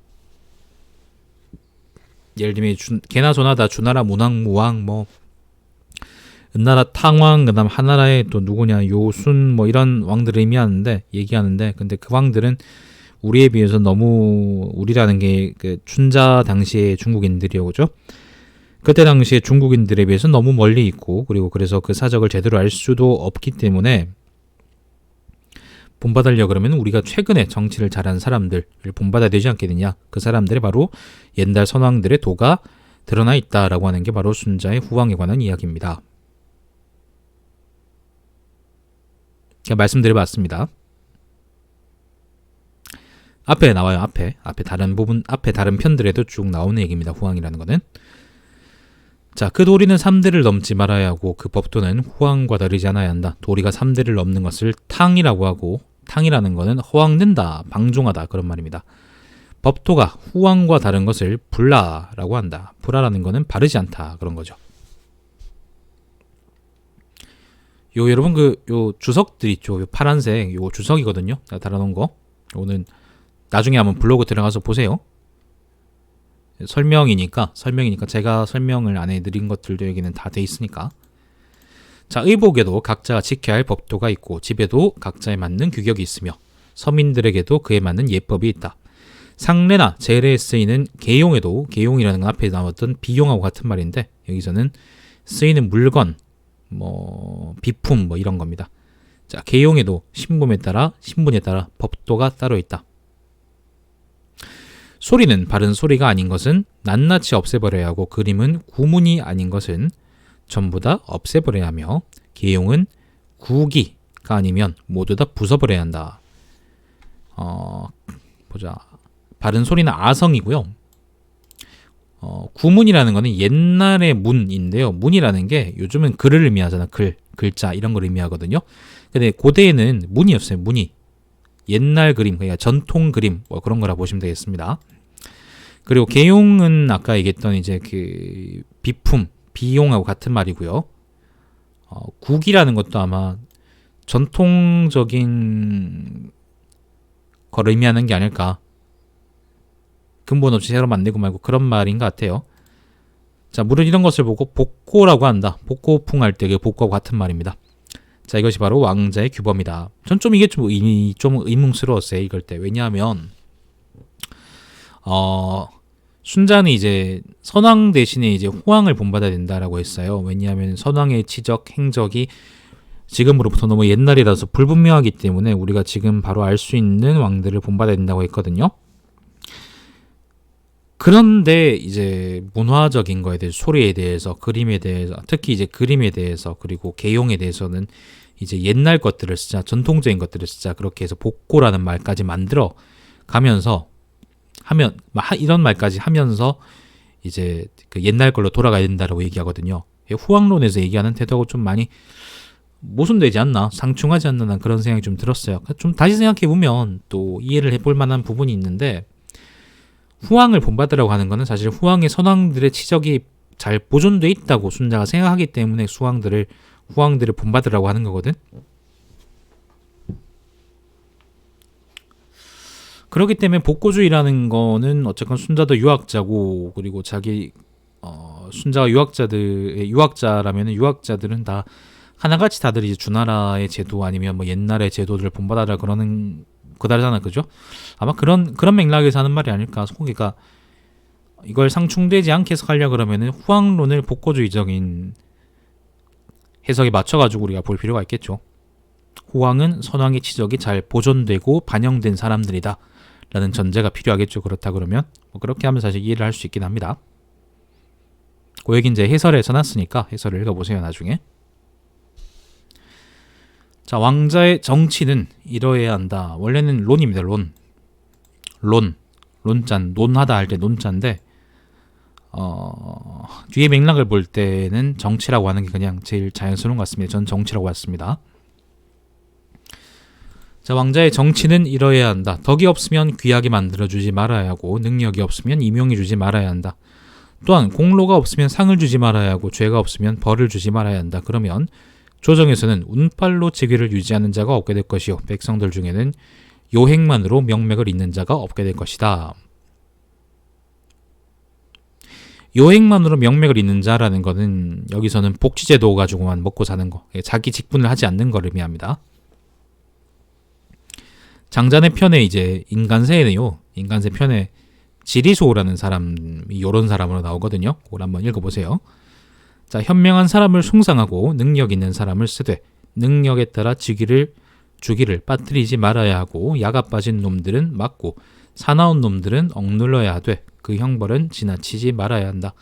그렇게 하면 집안에서 좋은 일을 해도 조정에서 상을 받을 것이고 외진 곳에서 좋지 않은 일을 벌여도 전말이 드러나 형벌을 받을 것이다. 그런 점을 백성들 모두가 분명히 알게 될 것이다. 대제 이런 것을 보고 정론이라고 한다. 정론. 이것이 바로 왕자의 정치로다. 자, 왕자의 법은 이래야 한다. 세금은 균등하게 매기고 일은 바르게 처리하며 이로써 만물을 바로잡으니 만백성을 길러내기 위함이다. 논밭에는 세금으로 10분의 1을 거두고 관문과 시장에는 사람들을 감독하기만 하지 세금을 취하지는 않으며 산림과 택량에는 탱량이라는 거는 못입니다. 못. 물고기를 잡기 위해서 이제 막아둔 못이랍니다. 자, 탱량에는 때에 따라 닫거나 열기만 하지 과세하진 않는다. 이렇듯 왕자는 땅을 잘 살펴서 그에 따라 새를 낮추거나 높여야 하고 거리가 멀고 가까운 점을 헤아려 곡물을 내게 해야 한다. 이렇게 재물과 곡식을 유통하여 정체되지 않게 하니 잘 이제 그러니까 통한다 그런 말이죠. 백성들이 서로서로 재물과 곡식을 보내고 옮기게 해서 온 세상이 한 집처럼 되도록 해야 한다. 그러면 가까운 데 있는 인재들은 자신의 재능을 숨기지 않을 것이요 먼 데 있는 인재들은 고생하기를 피하지 않을 것이니 유한하고 은벽한 나라고 뭐고 없이, 그러니까 아주 구석진 나라 그런 말입니다. 아주 구석지고 외진 곳, 그런 곳이고 뭐고 없이 모두 왕자에게 달려와 왕자의 명을 받들며 편안해하고 즐거워하지 않음이 없을 것이다. 무릇 이것을 보고 인사라고 한다. 인사, 사람의 스승이란 말입니다. 앞에서도 인사란 말이 나왔어요. 유효편이었나? 나왔죠. 이것이 바로 왕자의 법이다. 그래서 앞에서 그 순자가 이제 폐하고 강에 대해 설명하면서 왕은 좀 비루하게 설명했었죠, 그죠? 근데 거기에 대한 보론이 뒤에 이제 쭉 나온다, 그렇게 보시면 될 것 같아요. 그렇게 이해하는 게 내 생각엔 제일 자연스럽겠더라고요. 자, 이렇게 하고도 아직 반쯤 남았는데 요 뒤에 것들은 전부 다 제가 나중에 다시 이어서 할게요. 일단 지금은 여기서 끝내도록 하죠. 이따가 저녁에 다시 하지 않을까? 좀 쉬다가. 어쨌든 제목을 써야 되는 거니까. 자, 시청해주신 여러분 감사드리고 제 방송 유튜브에 달마시안TV에서 다시 보실 수 있습니다. 오늘 크리스마스인데 어디 놀러 나가지 마시고 가급적 집에서 가족들과 보내시거나 아니면 집에서 뭐 애인 불러서 이제 파워섹스 하시든 여러분 마음대로 하십시오. 사람들 모이는 데 가는 거는 별로 좋은 생각은 아닌 것 같습니다. 자, 다음 시간에 뵙겠습니다. 방송 종료하겠습니다. 고맙습니다. 자, 철학산책입니다. 순자 왕제편입니다. 아까 제가 읽다가 너무 오래 걸려가지고 그만뒀는데 일단 아까 읽은 다음부터 계속 읽겠습니다. 자, 북해라는 거는 여기서는 뭐 바이카로나 뭐 몽골 북극해 같은 게 아니고요. 여기서 그냥 멀리 있는 북쪽 땅이라는 의미라고 보면 되겠습니다. 자, 북해에는 주마와 패견, 잘 달리는 말과 잘 짖는 개가 난다. 하지만 북해가 중국에서 아주 멀리 떨어져 있음에도 우리는 이런 것들을 모두 중국에서 구하여 가축으로 기를 수 있다. 부려먹을 수 있다. 뭐 주마 패견이란 말 모르시죠? 그죠? 저도 몰라요. 이걸 근데 잘 달리는 말 이렇게 번역을 하면 좀 그렇더라고. 일단 요 뒤에도 이제 계속 그런 것들이 나올 텐데 요거는 그냥 제가 그냥 한자음 그대로 읽을 거니까 여러분은 나중에 이 주석을 보시면 되겠습니다. 자, 남해에는 우획, 치, 혁, 증, 청, 단우가 난다. 하지만 남해가 중국에서 아주 멀리 떨어져 있음에도 우리는 이런 것들을 모두 중국에서 구하여 보물로서 여길 수 있다. 동해에는 자거, 물고기, 소금이 난다. 하지만 동해가 중국에서 아주 멀리 떨어져 있음에도 우리는 이런 것들을 모두 중국에서 구하여 입고 먹을 수 있다. 서해에는 피혁과 문모가 난다. 하지만 서해가 중국에서 아주 멀리 떨어져 있음에도 우리는 이런 것들을 모두 중국에서 구하여 사용할 수 있다. 중국에서는 이처럼 물가에 살더라도 나무를 충분히 구할 수 있고 산에 살더라도 물고기를 충분히 구할 수 있으며 농부가 굳이 스스로 나무를 깎지 않고 그릇을 굽지 않아도 농부에게는 개용이 충분하고 공장이라는 건 기술자입니다.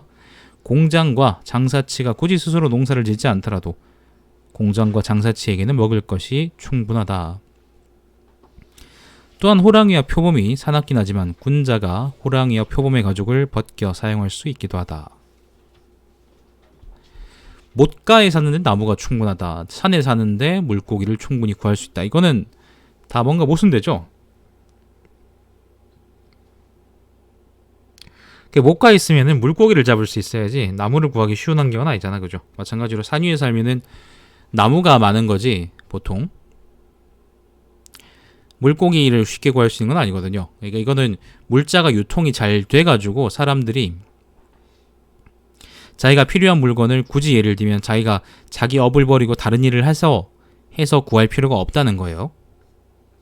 개용이라는 건 이제 아까 나왔던 그 비용하고 같은 말입니다. 그 기물, 물건 그런 말입니다. 자, 이에 군자는 하늘이 덮고 있고 땅이 씻고 있는 것이라면 무엇이든 그 좋은 점을 전부 이끌어내고 그 쓰임새를 빠짐없이 이용하지 않음이 없다. 그리하여 위로는 현량한 이가 스스로 필요한 것들을 갖출 수 있게 하고 아래로는 백성을 길러내 백성들이 편안하고 즐겁게 살 수 있도록 한다. 무릇 이런 것을 보고 대신이라 한다. 시에 이런 말이 있다. 대신입니다. 대신. 여기서 큰 대자에다가 신 할 때 신, 뭐 카미사마 할 때 신 있죠, 그죠? 그 신인데 여기서 신은 다스릴 치로 보는 게 좋을 것 같아요. 잘 다스려졌다. 그런 말일 것 같습니다. 자, 시에 이런 말이 있다. 하늘이 고산을 만들었으니 태왕이 이를 넓히었다. 고산이라는 건 저기 섬서성 기산을 의미합니다. 기산. 태왕이 이룬 저 업적들을 받아 문왕은 주나라를 안정시켰도다. 요거는 이제 시의 배경이 언제냐면은 그 태왕이라는 아저씨가 고공담보입니다. 고공담보. 원래 주나라가 다른 데 있다가 기산으로 이제 이사 온 거죠. 태왕 때. 그리고 이제 그 후손인 문왕 때 주나라가 그 손자인 문왕 때 주나라가 아주 강해졌다. 정치를 잘해가지고 아주 강해졌다는 것을 의미합니다.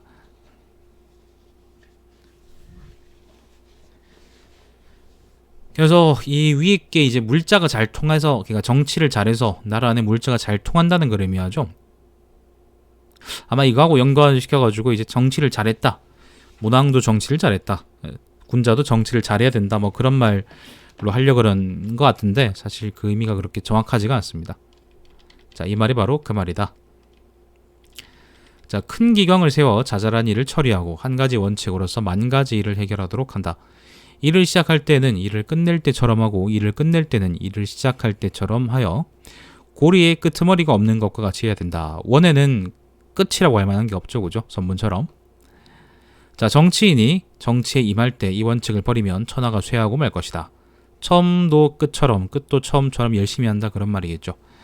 하늘과 땅은 생명의 근원이요 예와 의는 정치의 근본이다. 그런데 예와 의는 군자로부터 시작되니 예와 의를 행하고 예와 의를 이루고 행하고 이루기를 반복하여 이렇게 하기를 좋아하는 데 이르면 그런 사람을 바로 군자라고 한다. 이렇듯 하늘과 땅이 군자를 낳았고 군자는 천지를 다스린다. 이렇게 보았을 때 군자는 천지의 일에 관여하는 사람이요 만물을 지도하는 사람이요 백성의 부모 같은 사람이다. 만약 군자가 없다면 천지는 다스려지지 않을 것이요 예와 의의 기강도 사라져버릴 것이다.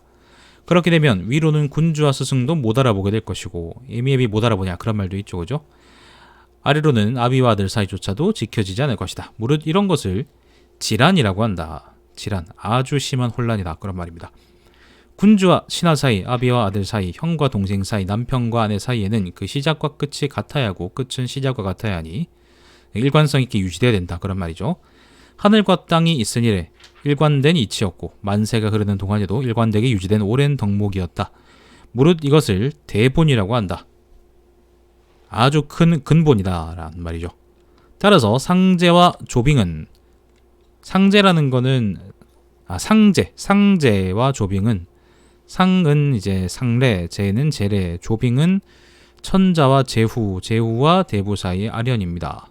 상제와 조빙은 그 원리가 같고 귀하고 천한 것, 죽이고 살리는 것, 베풀고 빼앗는 것도 그 원리가 같다. 군주는 군주답고 신하는 신하다우며 아빠는 아빠답고 아들은 아들답고 형은 형답고 동생은 동생다워야 하니 이것도 역시 그 원리가 하나이다. 마찬가지로 농부는 농부답고 사는 사다우며 공장은 공장답고 장사치는 장사치다워야 한다. 이것도 역시 그 원리가 하나이다. 군자의 효용에 대해서 설명합니다. 왕제편이 왕의 제도라는 거잖아, 그죠? 뭐 군자도 육아에서의 이상적인 정치인이고 결국 왕이라는 것도 육아에서 이상적인 통치자이기 때문에 좀 넓게 본다 그러면 같이 갈 만한 여지가 있죠. 한번 읽어보시길 바라고. 제 생각에 저는 뭐 여기서 별로 할 얘기는 없고요. 요 다음 얘기가 좀 상이에요. 자, 물과 불에는 기가 있지만 생명은 없고, 물과 불에는 기는 있지만 생명은 없고, 풀과 나무에는 생명은 있지만 지각은 없다. 금수에게는 지각은 있으되 의는 없다. 이게 원문이 이렇습니다. 수화 유기 이 무생. 수화 물과 불에는 유 있다 기가 있다. 하지만 요거는 이제 역접이에요. 여기서는 무생 생명이 없다. 초목에는 유생 생명은 있지만 무지. 여기서는 이제 암식견 뭐 그런 말인데 맥락상은 지각이라고 보는 게 제일 좋겠어요. 지각은 없다. 금수 들짐승과 날짐승. 여기 날짐승, 요게 날짐승, 요게 들짐승. 짐승들에게는 유지 지각은 있지만 무의 의가 없다. 인유기 사람에게는 기도 있고 유생 생도 있고 유지 지도 있고 지각도 있고 역차 유의 또한 유의 의도 있다. 뭐 그런 말입니다. 기가 무엇이냐라는 거를 저는 파고들지 않을 거예요. 기가 무엇인지에 대해서는 이제 송나라하고 명나라 놈들이 열심히 얘기하는데 저는 그런 문제에 대해서 전혀 관심이 없고요. 관심 있는 분들은 이제 성리학에 대해서 파보시면 될 것 같습니다. 기가 뭐 기지 모으면 에네르기파 쏘는 거 있죠, 그죠? 그런 거겠죠. 반면 사람에게는 기도 있고 생명도 있고 지각도 있는데 그뿐만 아니라 의까지 있다. 따라서 사람이야말로 천하에서 가장 귀하다 하겠다. 하지만 사람의 힘은 소만 못하고 사람의 달리기는 말만 못하다. 그런데도 사람이 오히려 소와 말을 부려먹을 수 있는 것은 왜 그럴까? 이렇게 말할 수 있겠다. 사람은 무리를 만들 수 있고 저것들은 무리를 만들 수 없기 때문이다. 그렇다면 사람들은 어떻게 무리를 이룰 수 있을까? 이렇게 말할 수 있겠다. 무리를 이룰 만한 명분을 이끌어낼 수 있고 또한 명분을 이행할 수 있기 때문이다. 그렇다면 사람은 어떻게 그런 명분을 이행할 수 있을까? 이렇게 말할 수 있겠다. 사람들에게는 의가 있기 때문이다. 따라서 의로서 명분을 세우면 사람들을 화합시킬 수 있고 사람들이 서로 화합하면 사람들을 단결시킬 수 있으며 단결하면 힘이 세지고 힘이 세면 강해지며 강하면 비로소 동물들에게 이길 수 있게 된다. 그 덕분에 사람들은 집구석에서 편하게 살 수 있게 되었다. 그러므로 사람이 사계절을 따르고 만물을 다스리며 천하를 아울러 이롭게 할 수 있는 것은 다른 무언가에서 나온 것이 아니라 단지 명분과 의에서 나온 것일 따름이다. 사회성이죠. 그 사람들은 왜 사회를 구성할까? 우리가 이제 슬기로운 생활이나 아니면 사회교과서에서 배웠던 거죠. 그죠? 사람들은 무리를 이루었다라는 얘기인데 물론 그 교과서에 나오는 무리를 이루었다는 게 순자를 출처를 해서 나온 건 아니긴 한데 이게 재밌죠. 왜냐하면 순자가 사람들이 왜 모여 사는가, 왜 모여 살 수 있고 왜 함께 사는가에 대해서 생각했다는 거니까. 그리고 그 근본을 의로 보고 있어요. 의. 순자가 늘 의를 의하고 이제 예를 가지고 얘기를 많이 하긴 하지만은 여기서는 이제 의로 보고 있고요. 제도 신문제도 또 이제 신문제에 대한 고찰도 앞에 나왔었지. 그것도 일종의 제도에 관한 얘기고, 요거는 이제 사회제도에 관한 얘기인데 다른 사람들은 이런 얘기를 거의 안 하거든요. 순자는 이런 데 파고들어서 얘기하는 그런 재주가 있어요. 여기서 좀 더 조금만 더 갔었어도 아니면 이제 순자에 대해서 고대부터 연구가 많이 됐었어도 거기서 이제 튀어나올 것들이 많을 텐데 좀 아쉽습니다. 순자는 이단 취급자이기 때문에 묻혀버렸고 그래서 아무도 순자에게 관심을 주지 않았습니다.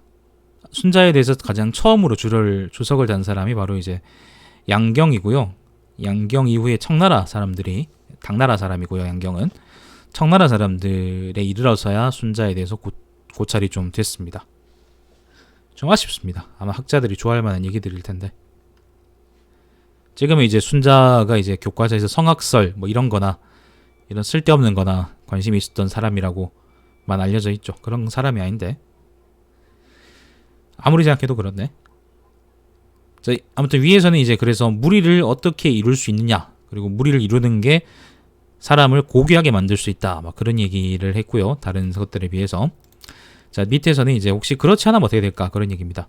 자, 사람은 살면서 누구와든 무리를 이루지 않을 수 없는 법이다. 하지만 기껏 무리를 이루어도 그 무리에 명분이 없다면 싸움이 나고, 싸움이 나면 혼란스러워지면 사람들이 무리를 떠나버리게 되고, 사람들이 무리를 떠나면 사람들은 약해진다.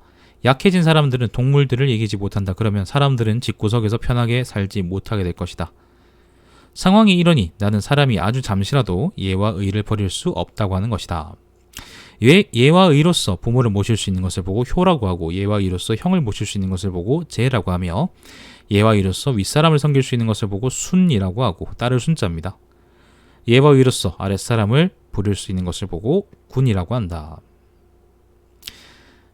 사람이 예와 의를 버릴 수 없는 까닭이 뭐냐면은 사람이 사회를 이루고 살아가야지 멀쩡하게 살 수 있기 때문인 거예요. 사람이 사람답게 살 수 있는 근거가 바로 예와 의라는 게 바로 순자의 논설이에요. 이런 얘기들은 앞에서 좀 나오긴 했지만은, 꾸준히 나오긴 했지만은, 여기서처럼 이렇게 구체적으로 사람들이 무리를 이루고 무리를 이루기 위해서 뭐가 필요하고 그래서 예와 의가 나오더라라는 얘기를 한 적은 없었었어요. 굉장히 특이한 논설이라고 생각해요, 저는. 자, 군주는 그래서 이제 어쨌건 무리를 이루어서 이제 먹고 살려 그러면 뭔가 지도자가 필요한데 그게 바로 군주라는 거지. 자, 군주는 무리를 잘 이끄는 사람이다. 어떤 무리의 명분이 타당하면 그 무리 속의 만물은 모두 자기 역할에 충실하게 될 것이고, 그 무리의 가축은 모두 잘 자랄 것이고, 그 무리의 생물들은 모두 자신의 천소를 누릴 것이다. 때에 맞게 가축을 잘 키우면 가축들은 잘 자랄 것이고, 때에 맞게 나무를 베고 심으면 초목은 우거질 것이며, 때에 맞게 정치적 정령을 잘 내리면 백성들은 단결하고 현량한 자들은 군주에게 복종할 것이다. 여기 이제 수화유기 무생부터 현량복, 즉 백성일 현량복, 요거는 조금 특이합니다. 앞에 내용은 조금 달라요. 뭔가 맥락이 좀 달라요. 아주 새로운 얘기예요. 사회적, 사람들이 어떻게 사회를 구성하느냐에 대한 얘기고, 그 근거가 이제 예와 의라는 거에 대한 얘기인데, 앞에는 그런 얘기들이 없었기 때문에 좀 특이해요. 물론 왕제라는 게 굉장히 범주가 넓어서 이것도 이제 왕의 제도다, 왕의 정치다, 그렇게 군주가 왕이니까 그렇게 끼워 맞추려고 그러면 끼워 맞출 수가 있죠. 어쩌면 요거는 우리가 좀 요 문단은 좀 눈여겨볼 만한 문단이라고 생각을 해요. 왕제의 중요한 얘기들이 좀 많이 나옵니다. 자, 그 다음은 성왕지제에 대해서 얘기를 합니다. 이번에는 성왕의 제도에 대해서 얘기해 보겠다. 초목과 영화가 자라날 시기에는 도끼를 숲과 산에 들이지 않으니, 도끼라는 거는 이제 벌목꾼, 나무꾼 이런 걸 의미하겠죠. 그러니까 왜 우리 어부들이 치어를 못 잡게 한다 그런 말 들어보셨죠, 그죠? 치어가 이제 새끼 물고기 새끼들인데, 걔들이 어쨌건 자라나서 번식을 하고 그래야지 물고기 어획량이 이제 일정이 유지될 거 아니야. 그래야 이제 잘 먹고 잘 살죠, 그지? 그래서 괜히 욕심 부린다고 치어 같은 걸 못 잡게 하는데 그 얘기하는 겁니다.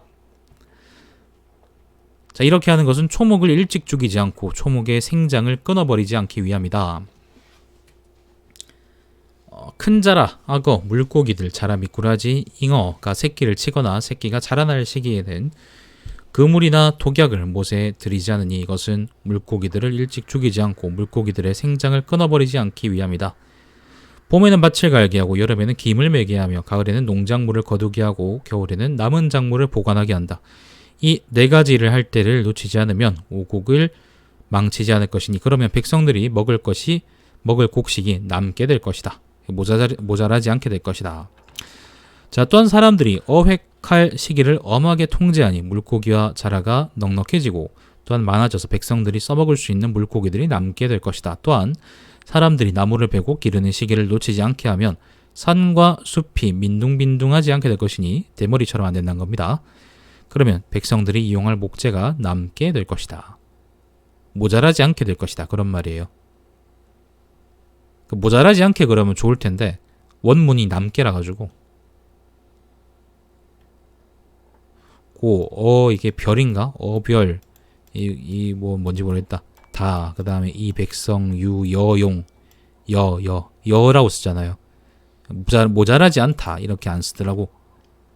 꼭 보면은 이중부정을 쓸데없는 데는 쓰고 이렇게 쓸만할 때는 부정문으로 쓰면 더 좋을 만한 것들은 안 쓰고 그러더라.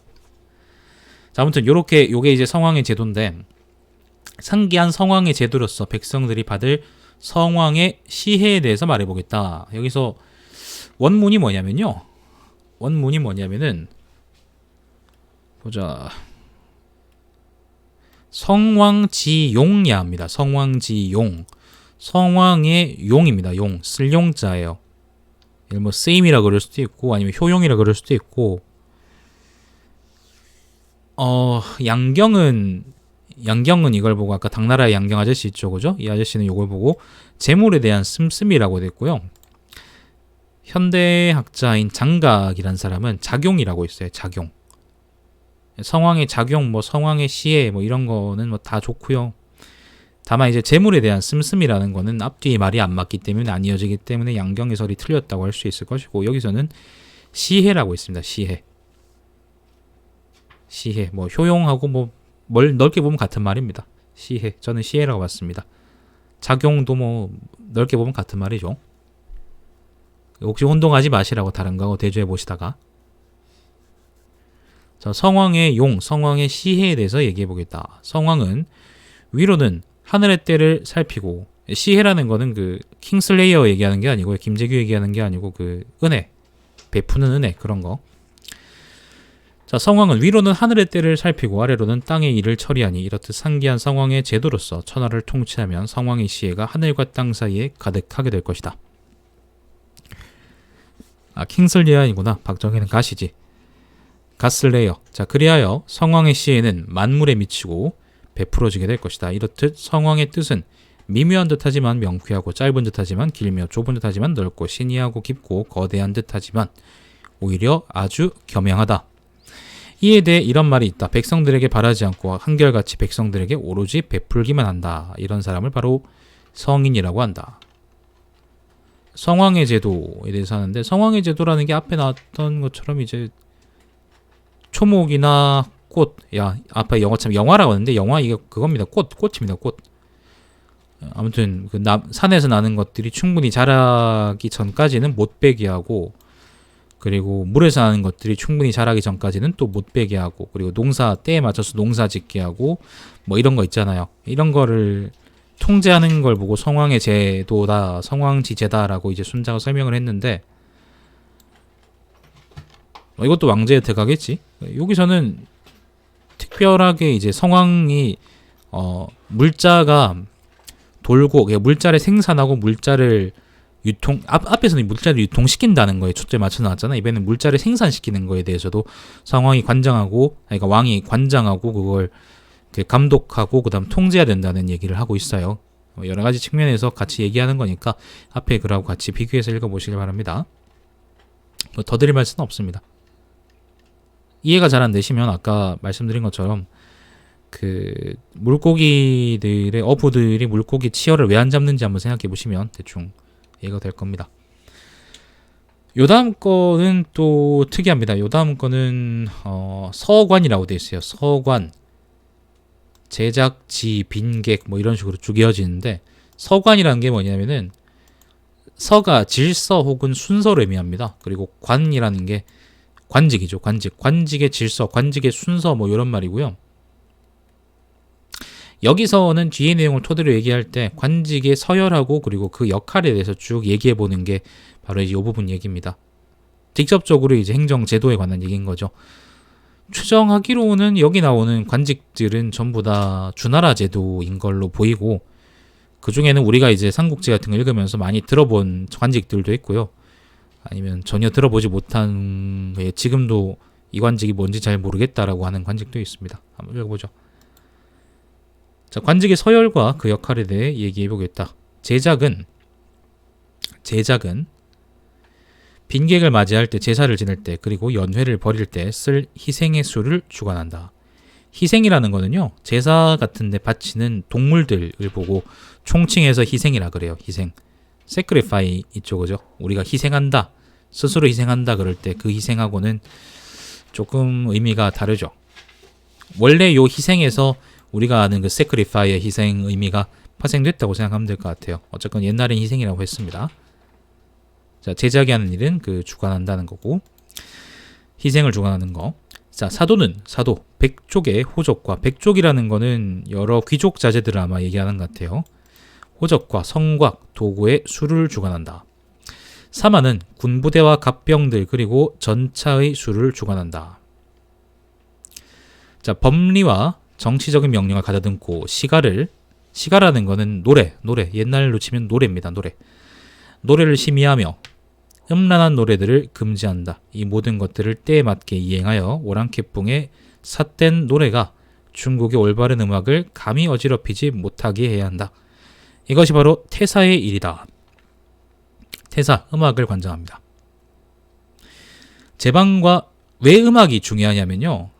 그 음악 별거 아닌 것 같은데 왜 중요하냐면 사람들이 그걸 보고 그러니까 그 노래나 음악을 부르고 들으면서 이제 그 풍속이 어떻게 된지를 우리가 볼 수 있기 때문에 그런 거예요. 옛날엔 더더욱 이제 요즘은 다들 유튜브 들으셔가지고 이런 쓸데없는 영상도 보시고 유튜브도 아니면 이제 레드튜브 가셔서 파워섹스한 영상도 보시고 그러시잖아요. 근데 옛날엔 놀만한 게 서로 모여가지고 노래하고 서로 희롱하고 서로 이제 뭐 그런 거밖에 없기 때문에 제기차기 하고 서로 이제 또 뭐 있니 말뚝박기 하고 뭐 땅 따먹기 하고 따먹기 하고 뭐 아무튼 그런 거밖에 없기 때문에 노래를 관리하는 게 곧 백성들의 풍속을 가다듬고 백성들을 잘 다스리는 범주에 들어갔습니다. 그래서 태사의 일이 중요하다고 해요. 가끔 나옵니다. 이 얘기는.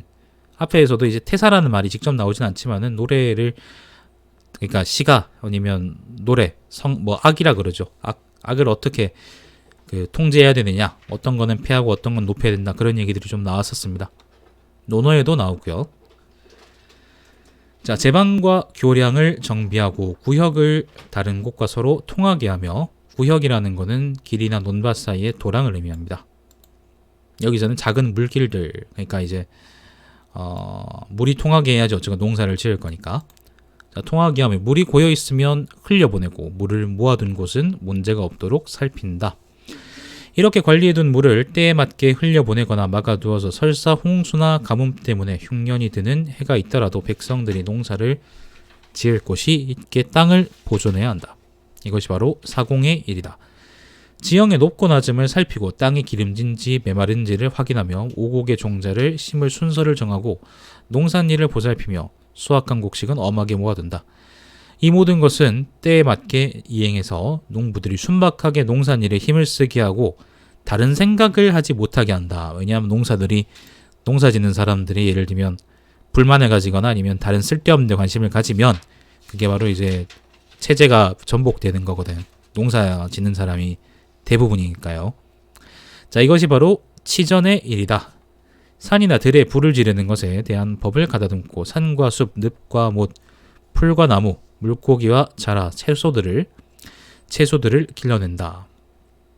이렇게 기른 것들을 채취하기를 때에 따라 막기도 하고 허용하기도 하니 이로써 나라에서 이 자원들을 필요한 만큼 쓸 수 있게 하고 또한 국가의 재물이 바닥나지 않게 한다. 이것이 바로 우사의 일이다. 주와 리를 교하고 리라는 거는 그겁니다. 우리 뭐 무슨 리 양촌리 뭐 그렇게 할 때 리입니다. 리. 행정 단위들입니다. 행정 단위들을 교화하고 시장과 주거지의 경계를 정하며 가축들을 기르고 수예를 익히며 수예라는 거는 식물 기르는 거. 나무 숫자거든요. 그리고 제주 예자니까 식물 기르는 제주 그렇게 보면 되겠죠. 수예를 익히며 백성들을 교화시키기 위해 노력하고 백성들이 효제를 따르도록 따르도록 만든다. 이 모든 것들을 때에 맞게 이행해서 백성들이 나라의 명령에 따르도록 하고 고향에서 편안하고 즐겁게 살도록 한다. 이것이 바로 향사의 일이로다. 백공의 재능을 평가하고 시기에 맞는 일이 무엇인지 살피며 백공이라는 거는 백이라는 거는 여러 모든 그런 말이고요. 공이라는 거는 공돌이 기술자들 아까 나왔던 공장들 그런 겁니다. 백공의 재능들을 평가하고 시기에 맞는 일이 무엇인지를 살피며 백공들이 만든 물건이 훌륭한지 조악한지를 분별하고 마찬가지로 백공들이 만든 물건의 완성도와 가치를 판단한다. 그리하여 각종 물품들을 나라에서 편하게 쓸 수 있게 하고 조탁과 문체를 민간에서 감히 사사로이 만들지 못하도록 한다. 조탁은 조각품이고요. 문체라는 거는 뭐 무늬입니다. 무늬. 옷에 새기는 무늬, 천에 새기는 무늬 그런 걸 의미하겠죠. 여기서는 총칭해가지고 이제 수공예품을 의미한다고 보시면 되겠습니다. 조탁, 문체 그렇게 쓰는지는 잘 모르겠네. 자, 이것이 바로 공사의 일이다. 공사. 보면 아까도 이제 향사란 말이 나왔고요. 공사란 말이 나오고 우사란 말이 나오고 아까 이 사는 다른 사자지. 사자가 스승사자가 나오는데 이게 뭐 통솔한다 그런 의미로 보시면 되겠습니다. 이게 공사라는 거는 공도를 통솔하는 사람 그런 말이죠. 자, 음양의 이치를 살피고 재앙의 조짐을 점치며 찬귀하고 진귀한다. 찬귀라는 거는 거북이 등을 뚫고 불을 붙여 점을 보는 걸 보고 찬귀라 그러고요. 진귀라는 거는 뭐 총가? 모르겠다. 아무튼 무슨 풀을 써가지고 괴를 늘어놓는 걸 보고 진괴라 그럽니다. 또한 양택과 오복의 해석을 주관하여 양택은 재앙을 쫓는 제사고요. 오복의 해석이라는 거는 오복이라는 거는 이제 거북이로 점친 거의 결과를 보고 오복이라 그럽니다. 이 5개가 있다네요. 여러분은 저는 잘 모르니까 주변에 이제 무당집 들어가서 한번 물어보세요. 자, 오복의 해석을 주관하여 그 길흉 요상을 한다. 길흉 요상이라는 건 좋고 나쁜 거, 혹은 나쁘고, 혹은 이상하고 상서로운 거, 이런 거. 점괘죠, 점괘. 이것이 바로 구무와 파수의 일이다. 구무는 그겁니다. 구무라는 거는 구부러진, 허리가 구부러진 무당을 의미하고요. 파수라는 거는요, 절름발이, 파가 절름발이거든요. 수라는 건 박수인데, 박수라는 게 남자 무당입니다. 이게 파수하고 구무라는 게 이제 뭐 허리가 구부러지고 절름발인 걸 표현하려고 한 건지 아니면 관직 이름이 그냥 구무하고 파수인지는 저는 잘 모르겠습니다. 아마 관직 이름일 것 같아요. 자, 저자를 감독하는 관청의 화장실을 관리하고 길을 평평하게 정비하여 도둑놈들은 엄하게 처분하고 저자의 질서를 바로잡는다. 이 모든 것들을 때에 맞게 이행해서 행상들이 편안하게 장사할 수 있도록 하고, 행상이라는 거는 이제 보부상 같은 거 왔다 갔다 하며 장사하는 사람들이 있죠, 그죠? 또한 재화가 나라 안에 잘 통하도록 한다. 이것이 바로 치시의 일이다. 야가 빠진 새끼들을 저지하고 사나운 새끼들을 억누르며 음란한 새끼들을 막고 사악한 새끼들을 없애야 하니 이런 죄인들을 오형에 따라 죽여버린다. 오형이라는 거는요, 5개의 형벌인데 묵형, 비형, 비형, 비자인가? 그다음 궁형, 그다음 대벽 이렇게 5개입니다. 묵은 그 먹자 새기는 거고, 비는 코 베는 거, 이거는 뭔지 모르겠네. 궁은 고자 만드는 거, 그다음 대벽은 뭔지 모르겠어요. 아무튼 다 이제 사람 몸을 조지는 형벌들입니다. 자, 그리하여 난폭하고 사나운 놈들이 자신의 성질을 고치게 하고 사람들이 간악하고 사악한 짓을 하지 못하게 한다. 이것이 바로 사구의 일이다. 사구라는 건 지금의 검찰 같은 거예요. 검찰, 경찰 뭐 이런 거죠. 법에 따라서 사람들을 고발하고 처벌하고 그런 역할을 합니다. 공자가 노나라의 사구에 오르자 그 어떤 일이 있었는지에 대해서 유효편에 나와 있습니다. 그 보시면 이제 딱 감이 오실 겁니다. 자, 백성을 바로잡고 교화하는 것에 뜻의 근본을 두고 법리와 규칙을 바로잡으며 묻 관리들의 의견을 겸청하고, 이거네, 이거 왜 그거 안 했냐? 이로써 관리들을 평가하는 일을 주관하니 관리들의 공로를 헤아려서 상을 주는 것에 대해 논의한다. 이 모든 것들을 때에 맞게 이행해서 백관들이 자신의 직무에 힘을 다하도록 하고 평민들이 교활해지지 않도록 한다. 이것이 바로 총재의 일이다. 네, 왜 여기 음영 안 넣었을까? 자, 예와 악에 대해 논하고 백성들의 몸가짐과 행동을 바로잡으며 백성들에 대한 교화를 넓히고 풍속을 아름답게 교정한다. 이러하기를 반복하여 백성들을 조일한다. 이것이 바로 벽공의 일이다. 조일한다는 거는 조율하고 통합한다는 걸 의미해요. 백성들 다스린다는 거죠. 벽공이라는 거는 그리고 제후입니다. 제후.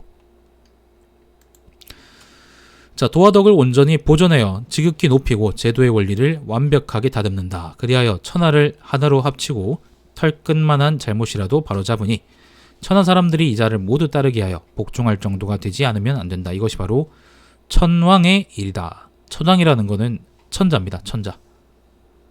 근본 없는 그 뭐죠? 그 외놈 원숭이 천왕 그런 거 아닙니다. 천왕은 천자를 의미합니다. 자, 그러니 역으로 정치가 어지러운 것은 총재의 잘못이고 나라가 올바른 풍속을 잃어버린 것은 벽공의 잘못이며 천하가 하나로 통일되지 않고 제후들은 반역을 일으키고 싶어 한다면 이것은 천왕이 천왕 자리에 있을 만한 사람이 아니기 때문이다. 자, 여기까지 실질적으로 왕제 편의 본문입니다. 요까지가 본문이고, 그리고 요 구절도 내 생각에 되게 중요한 게 관직과 그 역할이 나와 있잖아. 순자 자체의 이제 의미, 철학서로서의 의미는 잘 모르겠고, 요 부분은 이제 옛날 관직들을 연구할 때 아마 자료로 중요할 겁니다. 편람 하나만 있다고 일이 다 되는 건 아니잖아, 그죠? 주변 사람들이 얘기한 것도 체록하고 그렇게 해야지 우리가 그 시대의 실상을 잘 알게 되는 거니까. 아무튼 그거 참고해서 보시길 바라고. B12자도 그랬죠. B12자에서 나오는 12 사상가들에 대한 순자의 평론이 바로 이제 그 사람들을 우리가 이해할 수 있는 또 하나의 그게 되는 거죠. 그 시각이 되는 거죠, 그죠? 여기까지가 실질적으로 왕제의 본문이고요. 요 다음부터는 좀 글이 비류해요. 이게 좀 길긴 하네, 남은 게. 좀 비류해요. 그래서 노문초라는 사람이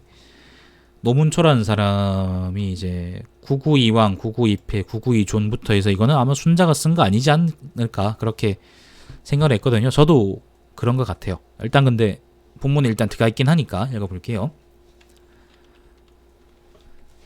자, 왕자가 될 만한 기량을 갖추면, 왕자라는 건 여기서 왕입니다. 왕. 킹 말고 그겁니다. 그 이상적인 정치인으로서의 왕입니다. 자, 왕자가 될 만한 기량을 갖추면 왕자가 될 수 있을 것이고, 패자가 될 만한 기량을 갖추면 패자가 될 수 있을 것이다. 마찬가지로 나라를 보존할 만한 기량을 갖추면 나라를 보존할 수 있을 것이고, 나라가 망할 만한 조건이 된다면 나라가 망할 것이다. 만승의 국가를 다스리는 자를 생각해보자. 천자입니다. 천자. 이런 자의 위엄과 힘이 서는 이유, 명성이 더 높은 이유, 그 적이 이 자에게 굴복하는 이유, 이 자가 다스리는 나라가 편안하거나 위태롭거나, 그리고 그 나라의 상황이 좋거나 그렇지 않거나 하는 이유의 관건은 모두 만승지국의 통치자에게 있을 뿐이니 남에게 있는 것이 아니다. 왕이 똑바로 다스려야 나라가 이러이러하게 된다는 얘기입니다. 만약에 이러이러하지 않다면 그거는 왕이 잘못 정치하고 있는 거기 때문이다 라는 말이죠. 자, 마찬가지로 왕자가 되느냐 패자가 되느냐, 평화롭게 기거할 수 있을 것이냐, 위태롭게 될 것이냐, 멸망할 것이냐 하는 것은 그런 것의 관건은 모두 나에게 있는 것이지 남에게 있는 것이 아니다. 자, 무릇 어떤 나라의 위엄과 힘이 이웃한 적을 무너뜨리기에 충분하지 못하고 그 나라의 명성은 천하를 저울질해 보기에는 모자라도 가자. 그러면 그 나라는 천하에 홀로 설만하지 않은 것이니 어찌 자기 나라의 입지에 대한 걱정을 면할 수 있겠느냐. 온 천하가 난폭한 나라에게 위협당할 때 스스로 지킬 힘이 없는 이런 나라가 난폭한 나라와 어쩔 수 없이 함께 행동했는데 사실은 그 마음은 그러고 싶지 않았다고 해보자. 이런 나라들은,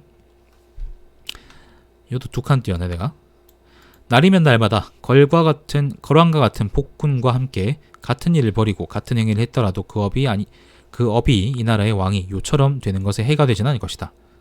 이게 무슨 말이냐면은 좀 말이 복잡한데요. 예를 들어서 이제 여러분이 학교를 다니고 있는데 학교에 깡패가 있다고 쳐요. 씹새끼가 하나 있어요. 근데 걔가 여러분한테 같이 이제 다른 놈들 삥을 뜯지. 그래서 뜯었어. 근데 여러분은 그게 하기 싫었어. 그러면 이제 그게 네가 송부를 할 때는 문제가 되지 않을 거다라고 하는 얘기예요. 좀 비루하지 얘기가. 992왕 앞쪽하고는 뭔가 좀 분위기가 많이 달라요. 나는 좀 그렇게 느끼거든요. 아무튼 그런 얘기예요. 좀 말이 좀 복잡하고 번잡합니다. 자, 하지만 반대로 이런 행위로 공로와 명성을 이룰 수 있는 것도 아니고 이런 행위 때문에 국가의 존망이나 안위가 결정되는 것도 아니다. 공로와 명성을 얻게 되는 원인, 그리고 국가의 존망과 안위가 결정되는 원인은 나라가 자립할 수 있느냐 없냐, 피치 못하게 나쁜 짓을 했느냐 하지 않느냐 같은 것이 아니라 반드시 오히려 백성들을 기쁘게 하고 나라를 번성시키고자 하는 위정자의 순수한 마음에 있는 것이다. 적심이라고 있습니다. 적심. 적이라는 건 불글적자인데요. 적심이라 그러면 불글적자는 보통 진심 뭐 그런 의미입니다. 적심은 그래서 이제 순수한 마음, 삿된 게 없는 마음, 그렇게 볼 수 있겠죠. 자, 따라서 위정자가 진심으로 자신의 나라를 왕자의 나라로 만들고자 할 때 그것이 실현되지 않을 것인지의 갈림길은 위정자가 또한 왕자가 되고자 하는 마음이 있는지에 달려있는 것이고, 마찬가지로 위정자가 진심으로 자기 나라를 위태롭고 멸망하도록 하고자 한다면 그것이 실현될지 안 될지의 갈림길은 위정자가 또한 나라를 위태롭게 하거나 멸망시키려는 마음이 있는지에 달려있는 것이다.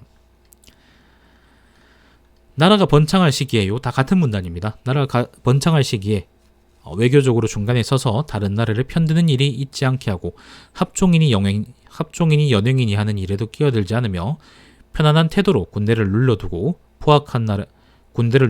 쓰지 않고 포악한 나라들이 서로 전쟁을 벌이는 것을 그저 지켜보기만 한다고 하자. 이런 시기에 이렇게 할 수만 있다면 어찌 그 나라의 권세가 세상에서 가장 크게 되지 않겠느냐. 마찬가지로 나라가 번창할 시기에 정치와 교화를 바로잡고 국조가 올바른지를 살피며 백성들을 훈련시킬 수 있다고 하자. 이런 시기에 그렇게 할 수 있다면 어찌 그 나라의 군대가 세상에서 가장 강하게 되지 않겠느냐. 마찬가지로 나라가 번창할 시기에 인과 의를 닦아 높이 숭상하고 법률과 규칙을 바로잡으며 현량한 인재들을 뽑고 백성들을 길러낼 수 있다고 하자. 이런 시기에 이렇게 할 수만 있다면 어찌 그 나라의 명성이 세상에서 가장 찬란하게 되지 않겠느냐. 상기한대로 한다면 그 나라의 권세는 크고 그 나라의 군대는 강하며 그 나라의 명성은 찬란해질 것이다. 무릇 요와 순이 천하를 통합한 방법과 비교해 보아도 이 방법에서 털끝 하나 보탤 수 없을 것이다. 못된 계략을 꾸며서 남들을 해치려는 놈들이 사라지면 어찌 현량하고 똑똑하며 걸출한 선비들이 스스로 모여들지 않겠느냐. 형벌과 정치가 공평하고 백성들은 서로 화합하며 나라의 풍속은 알맞다면 군대는 강해지고 성체는 견고해질 것이니 어찌 적국이 서로 스스로 굽신거리지 않겠느냐. 농사에 힘쓰고 재물을 모아서 헛되게 놀고 먹거나 낭비하지 말아야 한다. 이렇듯 신료들과 백성들이 모두 법도를 따르게 한다면 재물이 모일 것이니 어찌 나라가 부유해지지 않겠느냐. 길다. 자, 이 세 가지를 이룬다면 천하가 우리나라에 복종할 것이니 어찌 포악한 나라의 군주가 자연스레 자기 군대를 우리나라에 쓸 수 없게 되지 않겠느냐. 왜 그럴까? 저 나라와 더불어 친근하다고 할 수 있는 사람이 없기 때문이다. 저 나라는 여기서 이제 포악한 나라를 의미합니다. 저 나라와 더불어 친근하다고 할 수 있는 사람은 분명 그 나라의 백성일 것이다. 그런데 그 나라의 백성은 우리나라를 좋아하기를 자기 부모를 모시기와 같이 기뻐하고 우리나라에서 질환에 향기가 나듯 한다. 질환이라는 건 여기서는 지초와 난초입니다. 둘 다 향기가 나는 풀이에요. 하지만 도리어 자기의 왕은 얼굴에 먹자를 새긴 죄인이나 원수처럼 생각한다. 저 나라 사람들의 성정이 설사 거리나 도척과 같이 비료하더라도 어찌 원수처럼 미워하는 자에게 동조하여 자신이 좋아하는 자를 해치려 하겠느냐. 저 나라는 자기 백성들의 마음을 우리나라에 이미 뺏겨버린 것이다. 따라서 옛사람 중에는 하나의 나라로서 천하를 얻은 자가 있었다. 하지만 이 사람이 온 세상을 병탄하고 다니며 천하를 얻었던 것은 아니다. 다만 자기 나라의 정치를 돌봤을 뿐인데 천하에 이 사람을 사모하지 않는 자가 없게 되었던 것이다. 따라서 이 사람은 이와 같이만 하여서도 광포한 나라를 주벌하고 사나운 나라를 제지할 수 있었던 것이다. 나라를 다스리는 원리가 이러하기에 주공이 남쪽을 정벌했을 때 북쪽 나라들이 주공을 원망하며 어찌 우리를 정벌하려는 오지 않습니까? 라고 하였고 주공이 동쪽 나라를 정벌했을 때에는 서쪽 나라들이 주공을 원망하며 어찌 우리의 순서는 나중이냐라고 원망했던 것이다.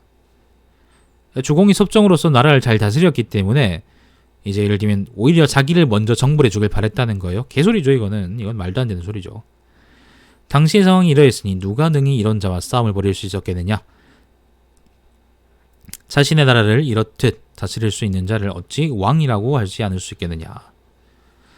자, 나라가 번창할 시기에 어찌 군대는 가만히 두고 사람들을 쉬게 하며 백성들에게 자비와 사랑을 베풀고 밭과 들을 개간하며 창름을 채우고 창름은 식량창고죠. 기물들의 사용법을 익히지 않겠느냐. 또한 나라가 번창할 시기에 어찌 인지를 신중하게 가리고 뽑으며 재능과 재주가 있는 선비를 분간해내지 않겠느냐. 그런 뒤에 점차 상을 주어 기용한 선비들을 이끌어주고 엄하게 형벌을 내려 일어날 수 있는 문제를 막으며 선비들 중 일을 잘할 수 있는 자를 골라 끊임없이 나라의 현안들을 처리하게 한다. 이로써 국가가 여유를 가지고 재물을 축적하고 제도를 정비할 수 있을 것이니 국가와 백성들에게 필요한 물자는 풍족해질 것이다. 이번엔 우리나라가 이렇게 되는 동안 다른 나라는 어떨지 생각해보자. 군대와 갑옷, 병기들을 생각해보자. 다른 나라들은 병역 기계를 오히려 벌판에 방치해둔 채로 날마다 썩히게 되겠지만 우리나라는 도리어 병역 기계를 바로 손질하고 어루만지며 부고에 숨겨둘 것이다. 이번엔 재물과 식량을 생각해보자. 다른 나라는 이것들을 오히려 들에 둔 채로 날마다 방치하고 낭비하게 되겠지만 우리나라는 도리어 식량과 재물을 바로 창름에 쌓아두고 모아둘 것이다. 이번에는 재능이 있고 국가의 고갱과 같으며, 고갱이라는 거는요, 팔과 다리입니다. 팔다리. 아주 중요한 겁니다. 튼튼하고 용감한 조화지사를 생각해보자. 조화지사는요, 발톱과 어금니 같은 선비라는 말이고요. 아주 중요한 사람을 의미합니다. 자, 조화지사를 생각해보자. 다른 나라는 오히려 자기 나라의 구적이, 원수가 조화지사를 날마다 좌둔하고, 좌둔이라는 것은 마음이나 기운을 꺾는 걸 의미해요. 자기 인재를 상하게 한다는 거죠. 좌둔하고 무너뜨리게 방치해두겠지만 우리나라는 도리어 조화지사를 바로 우리나라로 초청하고 쓸만한 사람을 가려내며 우리 조정에서 이들의 기량을 갈고 닦게 할 것이다. 이렇게 할 수 있다면 다른 나라는 날이 갈수록 더욱 황폐해지겠지만 우리나라는 날마다 더욱 견고해질 것이고, 다른 나라는 날이 갈수록 더욱 가난해지겠지만 우리나라는 날마다 더욱 부유해질 것이며, 다른 나라는 날이 갈수록 더욱 고달파지겠지만 우리나라는 날마다 더욱 편안해질 것이다. 이번엔 군주와 신하, 위와 아래의 관계에 대해 생각해보자. 다른 나라의 군주와 신하들은 관계가 오히려 나빠질 것이니 날이 갈수록 서로 멀어지고 미워하게 될 것이다. 하지만 우리나라는 군주와 신하 사이가 도리어 후해질 것이니 날마다 서로 가까워지고 사랑하게 될 것이다. 위정자는 이 방법으로서 다른 나라가 피폐해지기를 기다려야 하니 자기 나라를 이렇듯 다스릴 수 있는 자를 어찌 패라고 하지 않겠느냐. 처세를 할 때에는 입신입니다. 입신. 원문이 입신입니다. 처세할 때에는 관습을 따르고, 보통 관습을 따르고, 일을 할 때에도 평범하게 선례를 따를 뿐이며 사람을 임용하는 모습을 보면 쓰거나 버리는 인재가 모두 평범한 선비들 뿐이다. 또한 그는 아랫사람이거나 그 아랫사람이거나 백성들을 대할 때의 모습을 보아도 평범하게 너그럽고 은혜롭다. 자기 나라를 이와 같이 다스릴 수 있는 사람은 안존이로다. 안존. 아까 그 순자가 앞에서 왕하고 패하고 강으로 나눠서 설명했었죠. 여기서는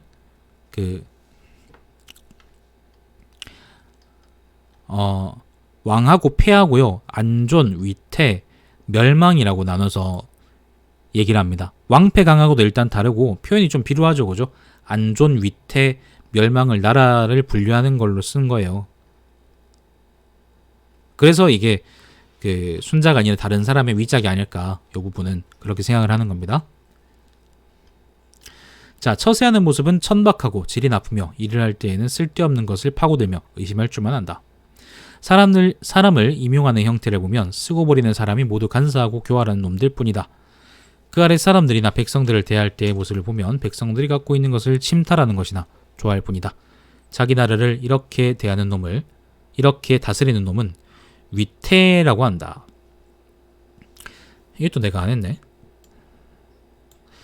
자, 처세하는 모습은 교만하고 난폭하며 일을 할 때에는 그 태도가 아주 편향되며 결국 제대로 해내지도 못한다. 사람을 임용하는 꼬락서니를 보면 쓰고 버리는 사람이 모두 음침하고 음험하며 남을 속이고 거짓말이 나는 놈들 뿐이다.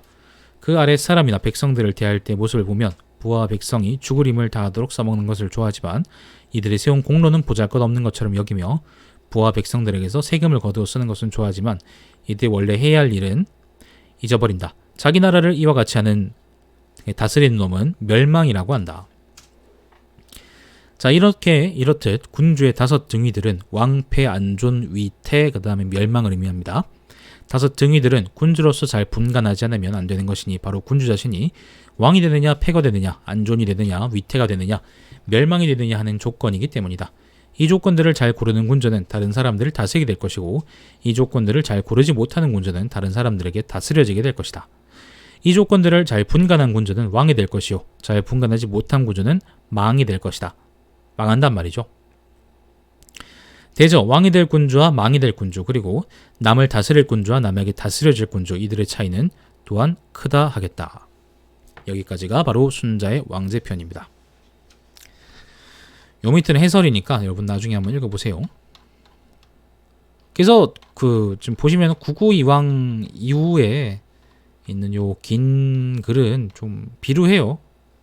좀 많이 비루해요. 많이 비루해서 아마 이거는 순자가 직접 쓴 게 아니라 다른 사람의 위작이 순자에 섞여 들어간 게 아닌가 싶어요. 순자를 모델로 쓴 것 같아요. 왕패에 나온 게 보면, 그죠? 창름 이런 말이 반복되는 걸 봐서도 아마 앞에 글을 참고해서 뒤에 글을 쓴 것 같아요. 혹은 이제 누가 이걸 주석처럼 붙여놨는데 그게 본문으로 끼어 들어갔을 수도 있겠죠.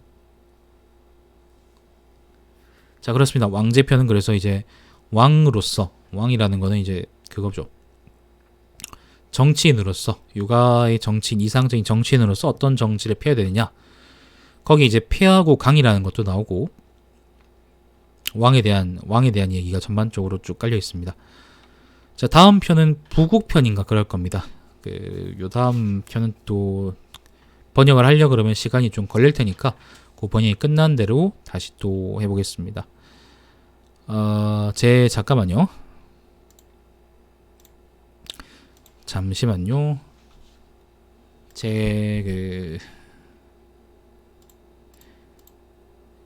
잠깐만요.